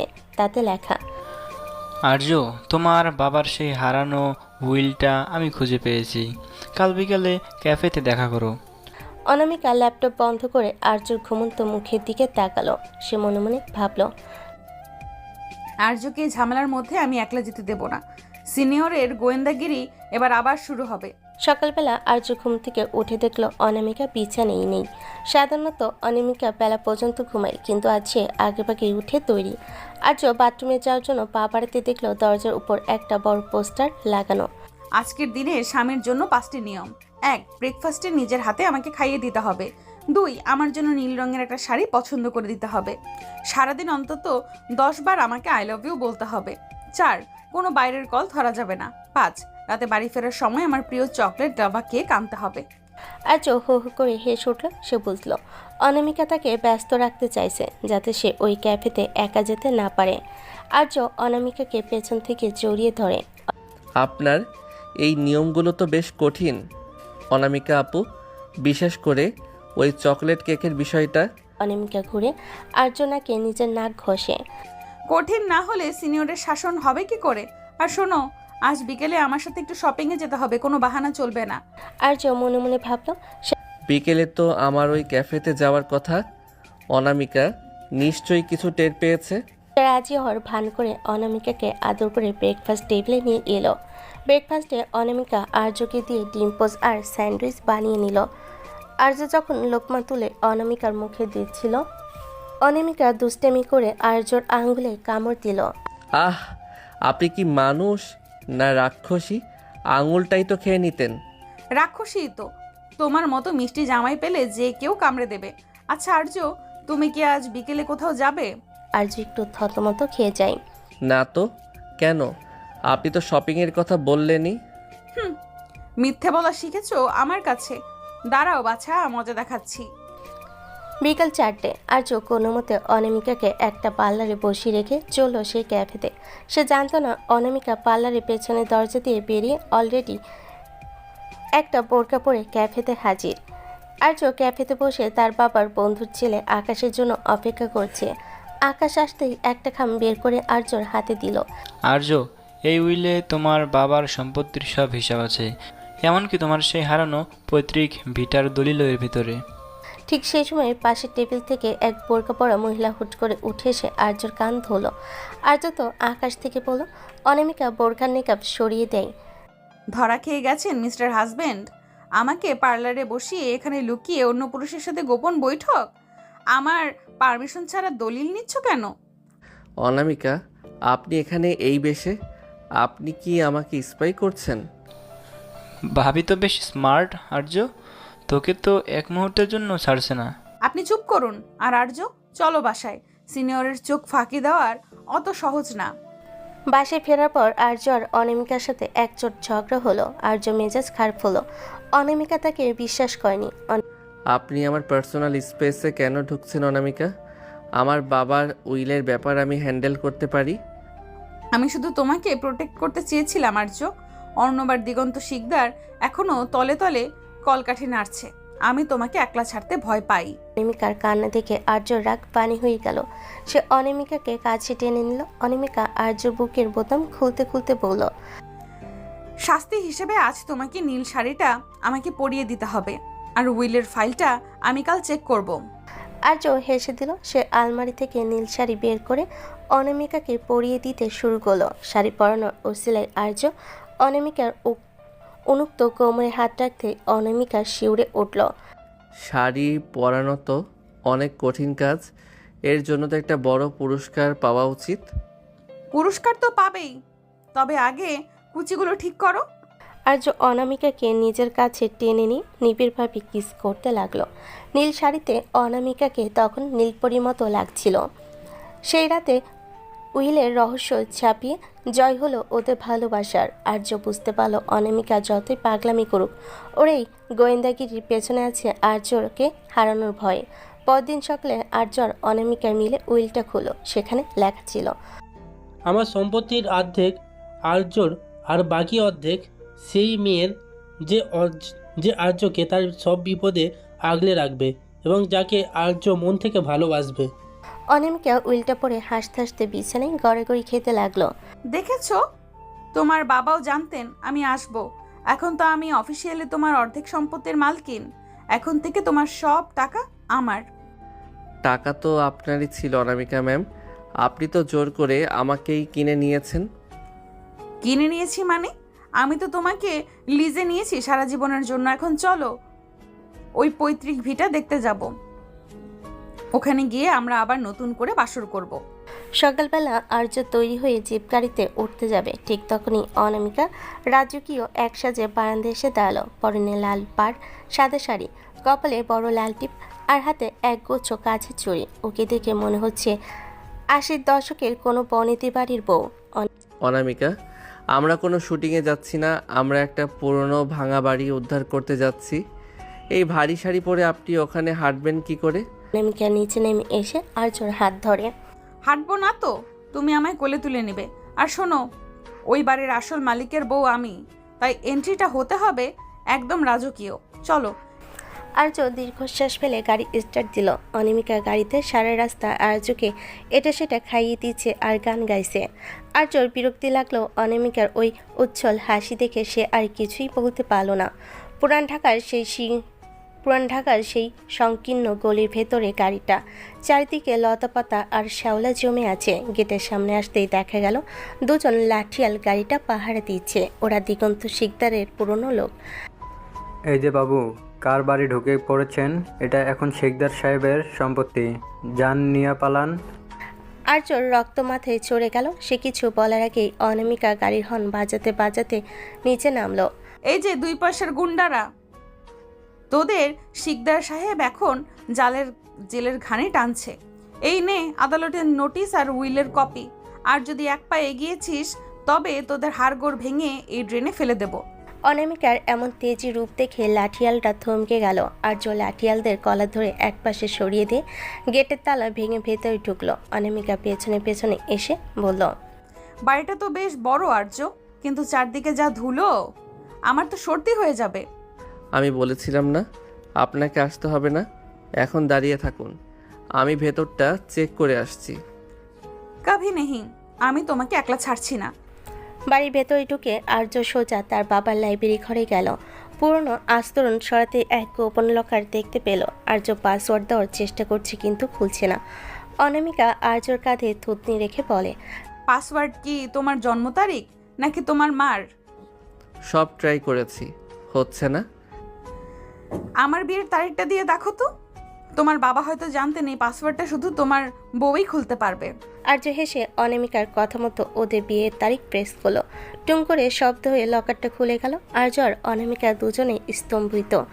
ভেতরে এক গাদা সোনার গহনা আর একটা ডায়েরিতে লেখা আছে দিগন্ত শিকদার কীভাবে আর্যর বাবার খাবারে বিষ মিশিয়েছিল এবং অর্ণব কীভাবে সেই ডিলটা সাকসেসফুল করেছিল। আর্য ডায়েরিটা বুকে চেপে ধরে। পেয়েছি, আজ আমার বাবার খুনের সব প্রমাণ আমার হাতে। দিগন্ত আর অর্ণব এবার আর রক্ষা পাবে না। অনামিকা আর্যর হাত শক্ত করে ধরল। ওর চোখেও জল। আমি সাথে আছি আর্য, সব সময়। হঠাৎ অনামিকার মুড চেঞ্জ হয়ে গেল। সে আর্যর দিকে তাকিয়ে বলল, আচ্ছা আর্য, এই লাইব্রেরিটা বেশ রোমান্টিক না? চারদিকে পুরনো বইয়ের ঘ্রাণ আর আবছা আলো। একটা কিস করো না। অনামিকা, আমরা এখানে খুনের প্রমাণ খুঁজছি আর আপনার মাথায় কিস ঘুরছে। খুনের প্রমাণ তো পেয়ে গেছো, এখন একটু বউয়ের খেয়াল রাখো। দেখো ধুলায় তোমার শাড়িটা নষ্ট হয়ে গেছে। অনামিকা আর্যর সাথে কলার ধরে নিচের দিকে টেনে নিল। আর্য আর নিজেকে সামলাতে পারল না। সেই ধুলোমাখা পূর্ণ লাইব্রেরিতে বাবার স্মৃতিমাখা ঘরের মাঝখানে সে অনামিকার ঠোঁটে নিবিড়ভাবে হারিয়ে গেল। সিনিয়রের সেই জেদি ভালোবাসা আর্য সব দুঃখ ভুলিয়ে দিল। আর্য সন্ধ্যায় ঠিক করলো তারা আজ রাতে বাড়িটা পরিষ্কার করে এখানে থাকবে। মাকেও ফোন করে জানিয়ে দিল। অনামিকা নিজের হাতে একটা ঘর পরিষ্কার করলো। সে মোমবাতি জ্বালিয়ে সারা ঘর সাজালো। বিদ্যুৎ নেই এখানে, আপনি মোমবাতি জ্বালিয়ে বসে আছেন। বিদ্যুৎ দিয়ে কি হবে? আজ আমরা মোমবাতির আলোয় ডিনার করবো। আর শোনো, আজ কিন্তু আমি মেঝেতে ঘুমাবো না, তুমি আমাকে তোমার কোলের উপর নিয়ে বসে থাকবে। আপনি আসলেই একটা পাগলি। আচ্ছা ঠিক আছে, আপনার কথাই সই। আর্য মেঝেতে একটা চাদর বিছালো। অনামিকা আর্যর বুকে মাথা রেখে শুয়ে পড়ল। বাইরে ঝিঝিপকার ডাক আর ভেতরে মোমবাতির আলো। অনামিকা আর্যর আঙ্গুল নিয়ে খেলতে খেলতে বলল, আর যে বাড়িটা আমরা আবার আগের মতো করব। এখানে আমাদের ছোট ছোট বাচ্চারা খেলবে। আর্য অনামিকার কপালে চুমু দিয়ে বলে, বাচ্চাদের কথা পরে হবে, আগে এই সিনিয়র বউকে সামলাই। আর্য অনামিকাকে নিজেদের সাথে পিষে ধরল। সেই রাতে পুরনো প্রাসাদের দেওয়ালে দেওয়ালে অনুরণিত হলো ওদের ভালোবাসার শব্দ। অনামিকার আদিম নেশা আর আর্য দীর্ঘদিনে জমে থাকা আবেগ এক হয়ে মিশে গেল। দীর্ঘক্ষণ ধরে চলা সেই ঘনিষ্ঠতায় অনামিকা বারবার আর্যর নাম ধরে ডাকছিল, যেন সে আর্যকে নিজের আত্মার ভেতর গেঁথে নিতে চায়। ভোরবেলা যখন আর্যর ঘুম ভাঙল, সে দেখল গেটের বাইরে কয়েকটা কালো গাড়ি এসে দাঁড়িয়েছে। গাড়ি থেকে নামলো দিগন্ত শিকদারের সেই বড় ছিলেন যে বিদেশ থেকে ফিরেছে তার বাবার প্রতিশোধ নিতে। অনামিকা তৈরি হয়ে নিন, আসল লড়াই এবার শুরু হতে যাচ্ছে। অনামিকা চোখ মুছে শাড়ির আঁচলটা কোমরে শক্ত করে বাঁধল। আমি রেডি আর্য, সিনিয়রের সামনে দিয়ে যেতে হলে ওদের আগে আমাদের সাথে লড়তে হবে। গেটের বাইরে কালো গাড়ির পহর দেখে আর্য দ্রুত ডায়েরিটা নিজের হুডির ভেতর লুকিয়ে নিল। অনামিকা তখন ওর অগোছালো শাড়িটা ঠিক করে আর্যর পাশে এসে দাঁড়িয়েছে। ওর চোখে এখন আর সেই রোমান্টিক নেশানেই আছে শিকারী পাখিনী ক্ষিপ্ততা। অনামিকা, আপনি পেছনের দরজা দিয়ে বের হয়ে যান। জাওয়াদ খুব বিপজ্জনক, ও ওর বাবার চেয়েও নিষ্ঠুর। একদম চুপ, আমি তোমাকে আগেও বলেছি সিনিয়রের সাথে কোনো জুনিয়র বলি হতে পারে না। আমি কোথাও যাচ্ছি না, চলো দেখি ওই বিলেতি কুত্তা কত বড় শিকারী। জাওয়াদের হাতে একটা বেসবল ব্যাট। সে সশব্দে দরজার লাথি মেরে ভেতরে ঢুকলো। পেছনে তার 1 ডজন সশস্ত্র গুন্ডা। বাহ, চমৎকার রোমান্টিক জায়গা তো বেছে নিয়েছো আর্য। তা বাবা, ডায়েরিটা কি আজ বাসর রাতের গল্প হিসেবে পড়বে বলে ঠিক করেছো? ডায়েরিটা তোর বাবার পাপের দলিল জাওয়াত, এটা এখন পুলিশের হাতে যাবে। তুই এখান থেকে ফিরে যা, নয়তো তোর কপালেও তোর বাবার মতো জেলের ভাত জুটবে। পুলিশ? পুলিশ আসার আগে এই পুরনো বাড়ির তোর এই সুন্দরী বইয়ের খবর হবে। আর এটা দে, নয়তো তোর সামনেই অনামিকাকে তুলে নিয়ে যাব। জাওয়াদের এই নোংরা কথা শুনে আর্য রক্ত মাথায় চড়ে গেল, কিন্তু আর্য কিছু করার আগেই অনামিকার সামনে এগিয়ে গেল। অনামিকা হুট করে ওর শাড়ির আঁচলটা কোমরে এক পাক দিয়ে ভালো করে খুঁট দিয়ে বাঁধল। তারপর হাতের কাছে চুড়িগুলো ঝনঝন করে ভেঙে ফেলল। এই যে লন্ডনী বাদর, তোমার সাহস তো কম না। আমার সামনে দাঁড়িয়ে আমার হাজবেন্ডকে থ্রেট দিচ্ছ আর আমাকে তুলে দিবি? আয় দেখি তোর কত জোর। অনামিকা হুট করে লাইব্রেরি কোণ থেকে একটা পুরনো পিতলের ফুলদানি তুলে জাওয়াদের দিকে ছুঁড়ে মারল। জাওয়াদ মাথা সরিয়ে নিল। ফুলদানিটা তার এক গুন্ডার নাকে লাগলো। অনামিকা, আপনি এটা কি করলেন? দাঁড়িয়ে থাকো না আর্য, মার শুরু করো। আমি ডান দিক সামলাচ্ছি, তুমি বাম দিক। আর্য আর দেরি করলো না, সে একটা কাঠের চেয়ার ভেঙে জাওয়াদের গুন্ডাদের উপর ঝাঁপিয়ে পড়ল। আর্যর খুশি আর লাথিতে গুন্ডারা ধরাশায়ী হতে শুরু করলো। অন্যদিকে অনামিকা কোনো অংশে কম নয়। সে লঙ্কার গুঁড়ো, যা সে সবসময় ব্যাগে রাখে, বের করে জাওয়াদের চোখে স্প্রে করে দিল। জাওয়াদ চোখ চেপে ধরে চিৎকার করে, আহ, আমার চোখ! শয়তান মেয়ে, তোকে আমি ছাড়বো না। ছাড়বি না মানে? আগে চোখে পানি দে, তারপর কথা বলিস। অনামিকা একটা পুরনো ভারী হারিকেন দিয়ে জাওয়াদের পিঠে সজোরে আঘাত করলো। জাওয়াদ মাটিতে পড়ে কুঁকড়ে গেল। পুরো ঘর তখন রণক্ষেত্রে পরিণত হয়েছে। আর্য শেষ গুন্ডাটাকে জানালার কাছ দিয়ে বাইরে ফেলে দিয়ে হাঁপাতে হাঁপাতে অনামিকার কাছে এলো। অনামিকার কপালে ঘাম, শাড়ির এক পাশ ছিঁড়ে গেছে, কিন্তু ওর মুখে জয়ের হাসি। আর্য অনামিকাকে জড়িয়ে ধরে। আপনি তো আসলেও রণচণ্ডী। আমি তো জানতাম আপনি শুধু বকবক করতে পারেন। বকবক তো করি, তবে দরকারে মানুষের হাড়ও চিবাই। এখন ওই জাওয়াদকে বেঁধে ফেলো। আর্য জাওয়াদকে দড়ি দিয়ে চেয়ারের সাথে বাঁধল। ঠিক তখন পুলিশের সাইরেন শোনা গেল। আর্য সেই গোপন সোর্স পুলিশ নিয়ে হাজির হয়েছে। জাওয়াদ আর তার দলবলকে পুলিশ ভ্যানে তোলা হলো। পুলিশ চলে যাওয়ার পর আর্য আর অনামিকা বিধ্বস্ত অবস্থায় সেই লাইব্রেরি মেঝেতে বসে পড়ল। আর্য অনামিকার মুখটা নিজের হাতে তালুর মধ্যে নিয়ে ওর কপালে একটা দীর্ঘ চুমু দিল। থ্যাংক ইউ অনামিকা, আপনি আজ না থাকলে হয়তো আমি নিজেকে সামলাতে পারতাম না। আবার থ্যাংক ইউ? আমি কি তোমার বাইরের কেউ? সিনিয়রের সম্মান তো জুনিয়রকেই রক্ষা করতে হবে। আচ্ছা আর্য, আমার খুব পানির পিপাসা পেয়েছে। আর্য উঠে পানি আনতে যাচ্ছিল, কিন্তু অনামিকা ওর হাত টেনে আবারও নিচে বসিয়ে দিল।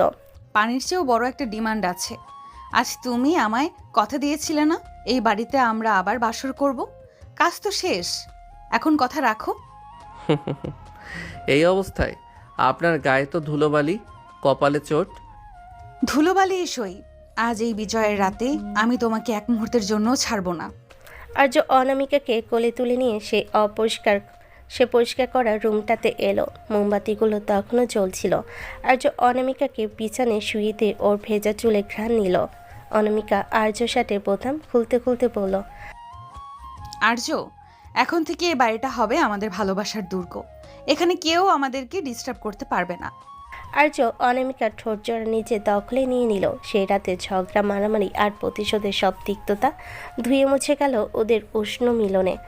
অনামিকা আর্যর পিঠের উপর নখ দিয়ে গভীর আঁচড় কাটছিল, আর আর্যর উন্মুক্ত ঘাড়ে নিজের অস্তিত্বের ছাপ এঁকে দিচ্ছিল। দীর্ঘক্ষণ ধরে চলা সেই গভীর ঘনিষ্ঠতায় অনামিকা বারবার ফিসফিস করে বলছিল, তুমি শুধু আমার আর্য, চিরকালের জন্য শুধু আমার। পরদিন সকালে সূর্য যখন উঠল, আর্য দেখল অনামিকা শান্ত শান্তিতে ওর বুকে মাথা রেখে ঘুমাচ্ছে। আর্য মনে মনে ভাবল, এই সিনিয়র মেয়েটা আমার জীবনটাকে নরক বানাতে চেয়েছিল, কিন্তু ওই এখন আমার স্বর্গ। আর্যর অনামিকার জীবনে এখন সব ঝামেলা শেষ, কিন্তু অনামিকার মাথায় তখন নতুন ভূত চাপে। তখন শান্তি মানে এক কাল্পনিক শব্দ। আর্যর পৈতৃক ভিটা উদ্ধারের পর ওরা এখন ঢাকায় নিজেদের প্রাসাদে ফিরেছে। আর্য ভেবেছিল এবার হয়তো একটু শান্তিতে ব্যবসায় মন দিতে পারবে, কিন্তু অনামিকা তো সিনিয়র, শিক্ষিক, আর অত সহজে আর্যকে কাজে মন দিতে দেয়। সকালবেলা আর্য ঘুম থেকে উঠে দেখলো ওর সব দামি দামি স্যুট আর শার্ট আলমারি থেকে গায়েব। সেখানে রাখা আছে অদ্ভুত সব ঢিলেঢালা সুতির পাঞ্জাবি আর পায়জামা। অনামিকা, আমার স্যুটগুলো কোথায়? আজ জাপানিজ ক্লায়েন্টদের সাথে আমার মিটিং। আপনি কি পাগল হয়ে গেছেন? অনামিকা হাতে একটা করলার জুসের গ্লাস নিয়ে রুমে ঢুকে। পাগল হব কেন? আমি রিসার্চ করে দেখেছি টাই স্যুট পরলে মানুষের মেজাজ খিটখিটে থাকে। আজ থেকে তুমি এই পাঞ্জাবি পরে অফিসে যাবে।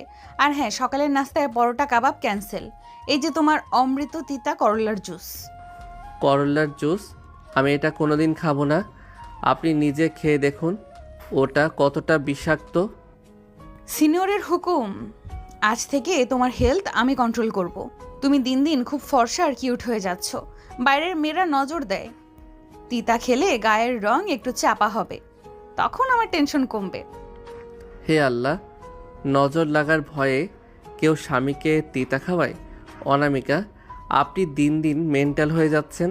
দুপুরবেলা অনামিকা হুট করে অফিস হাজির। আর্যর কেবিনে দেখলো আর্যর সেক্রেটারির জন্য ওর জন্য কফি নিয়ে এসেছে।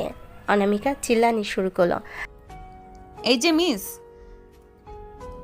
কফি নিয়ে আসছো কেন? জানো না আর্যর ক্যাফেন নিষেধ? যাও এক গ্লাস ডাবের পানি নিয়ে আসো। আর আর্য, চলো আজ আমরা লাঞ্চ বাইরে করব না, আমি তোমার জন্য নিজ হাতে রান্না করে এনেছি। আর্য ভয়ে ঢোক গেল, কারণ অনামিকা জীবনে কোনোদিন ডিম ভাজিও ঠিকমতো করেনি। টিফিন ক্যারিয়ার খুলতে দেখা গেল গোটা গোটা আস্ত আলু আর কাঁচামরিচ দিয়ে একটা তরকারি, যা দেখতে অনেকটা মহাপোলাওয়ের মতো। অনামিকা, এটা কি? আলুগুলো তো সেদ্ধই হয়নি। অনামিকা চামচ দিয়ে আর্যর মুখে জোর করে ঢুকিয়ে দিল। কাঁচা সবজিতে ভিটামিন বেশি, চিবিয়ে খাও, তোমার হাড় শক্ত হবে। আর্য কোনো মতে গিলল আর মনে মনে ভাবলো, দিগন্ত শিকদারের মায়ের চেয়েও এই রান্না অনেক বেশি যন্ত্রণাদায়ক। রাতে আর্য খুব ক্লান্ত হয়ে ল্যাপটপে কাজ করছিল। অনামিকা এসেও হুট করে ল্যাপটপটা কেড়ে নিয়ে খাটের তলে ছুঁড়ে দিল। আরে, আমার জরুরি প্রেজেন্টেশন ছিল ওটা। কোনো প্রেজেন্টেশন চলবে না, আজ আমাদের মুভি নাইট। আমরা হিমশৈল মুভিটা দেখব। ওটা তো একটা স্যাড মুভি, আপনি তো সারাক্ষণ কাঁদবেন। কাঁদলে তুমি আমায় মুছিয়ে দেবে। আর শোনো, মুভি দেখার সময় তুমি আমাকে পিঠে চড়িয়ে সারা ঘর ঘুরবে। আপনি কি ছোট বাচ্চা? আমি ঘোড়া হব কেন? জুনিয়র হিসেবে সিনিয়রের মনোরঞ্জন করা তোমার দায়িত্ব না? ওঠো বলছি। অগত্যা আর্য অনামিকাকে পিঠে নিয়ে সারা ঘর ঘুরল। অনামিকা ওর কান টানছে আর হাসছে। একসময় আর্য ক্লান্ত হয়ে বিছানায় ধপাস করে পড়ল। অনামিকা ওর ওপর চড়ে বসে ওর পাঞ্জাবির বোতামগুলো খুলতে লাগলো। অনামিকা প্লিজ, আজ খুব টায়ার্ড, কাল অফিস আছে। অনামিকা আর্যনাকে একটা কামড় দিয়ে বলল, অফিস তো রোজই থাকে, কিন্তু সিনিয়রের ডিমান্ড তো রোজ পূরণ হয় না। আজ তোমার নিস্তার নেই। অনামিকা আর্য বুকের পশম নিয়ে খেলা করতে করতে ওর ঠোঁট নিবিড়ভাবে মিশে গেল। আর্য সব ক্লান্তি নিমেষেই উবে গেল। অনামিকার সেই মাদকতাময় পাগলামিতে আর্য নিজেকে সঁপে দিল। ঘরের এসি তখন 16 ডিগ্রিতে, কিন্তু ওদের শরীরে উত্তাপে যেন ঘরটা জ্বলছে। আর্য, তুমি কি জানো, তুমি যখন রাগ করো তখন তোমাকে আরো বেশি ভালোবাসতে ইচ্ছে করে। আমি জানি, আপনার এই পাগলামি না থাকলে আমার জীবনটা একদম পাঞ্চে হয়ে যেত। আপনি আমার সেই দজ্জাল সিনিয়র, যাকে ছাড়া আমি এক মুহূর্তও চলতে পারি না। সেই রাতে ওদের ঘনিষ্ঠতা এক নতুন উচ্চতায় পৌঁছালো। অনামিকার সেই অধিকারবোধ আর আর্যর আত্মসমর্পণ মিলেমিশে একাকার হয়ে গেল। সকালবেলা আর্য ঘুম থেকে উঠে দেখল ও ডান হাতে একটা মেহেদি দিয়ে বড় করে লেখা প্রপার্টি অফ অনামিকা। অনামিকা, এটা কি করেছেন? আমি কি আপনার জমি যে সাইনবোর্ড লাগিয়ে দিলেন? বউয়ের জমি তো, যাতে অফিসে গিয়ে কোনো মেয়ে তোমার হাত ধরলে বুঝতে পারে এটার মালিক অলরেডি বুকড। আর্য আর কিছু বলল না। সে বুঝলো এই মেয়ের সাথে লড়াই করে জেতা অসম্ভব। সে অনামিকাকে আবার জড়িয়ে ধরে বিছানায় শুয়ে দিল। ঠিক আছে, আমি প্রপার্টি হয়েই থাকব, কিন্তু এই প্রপার্টির ট্যাক্স হিসেবে এখন আপনাকে আমার জন্য চা বানিয়ে আনতে হবে। অনামিকা খিলখিল করে হেসে উঠল। এভাবেই চলতে থাকলো জুনিয়র বর আর সিনিয়র বউয়ের প্রেম কাহিনী।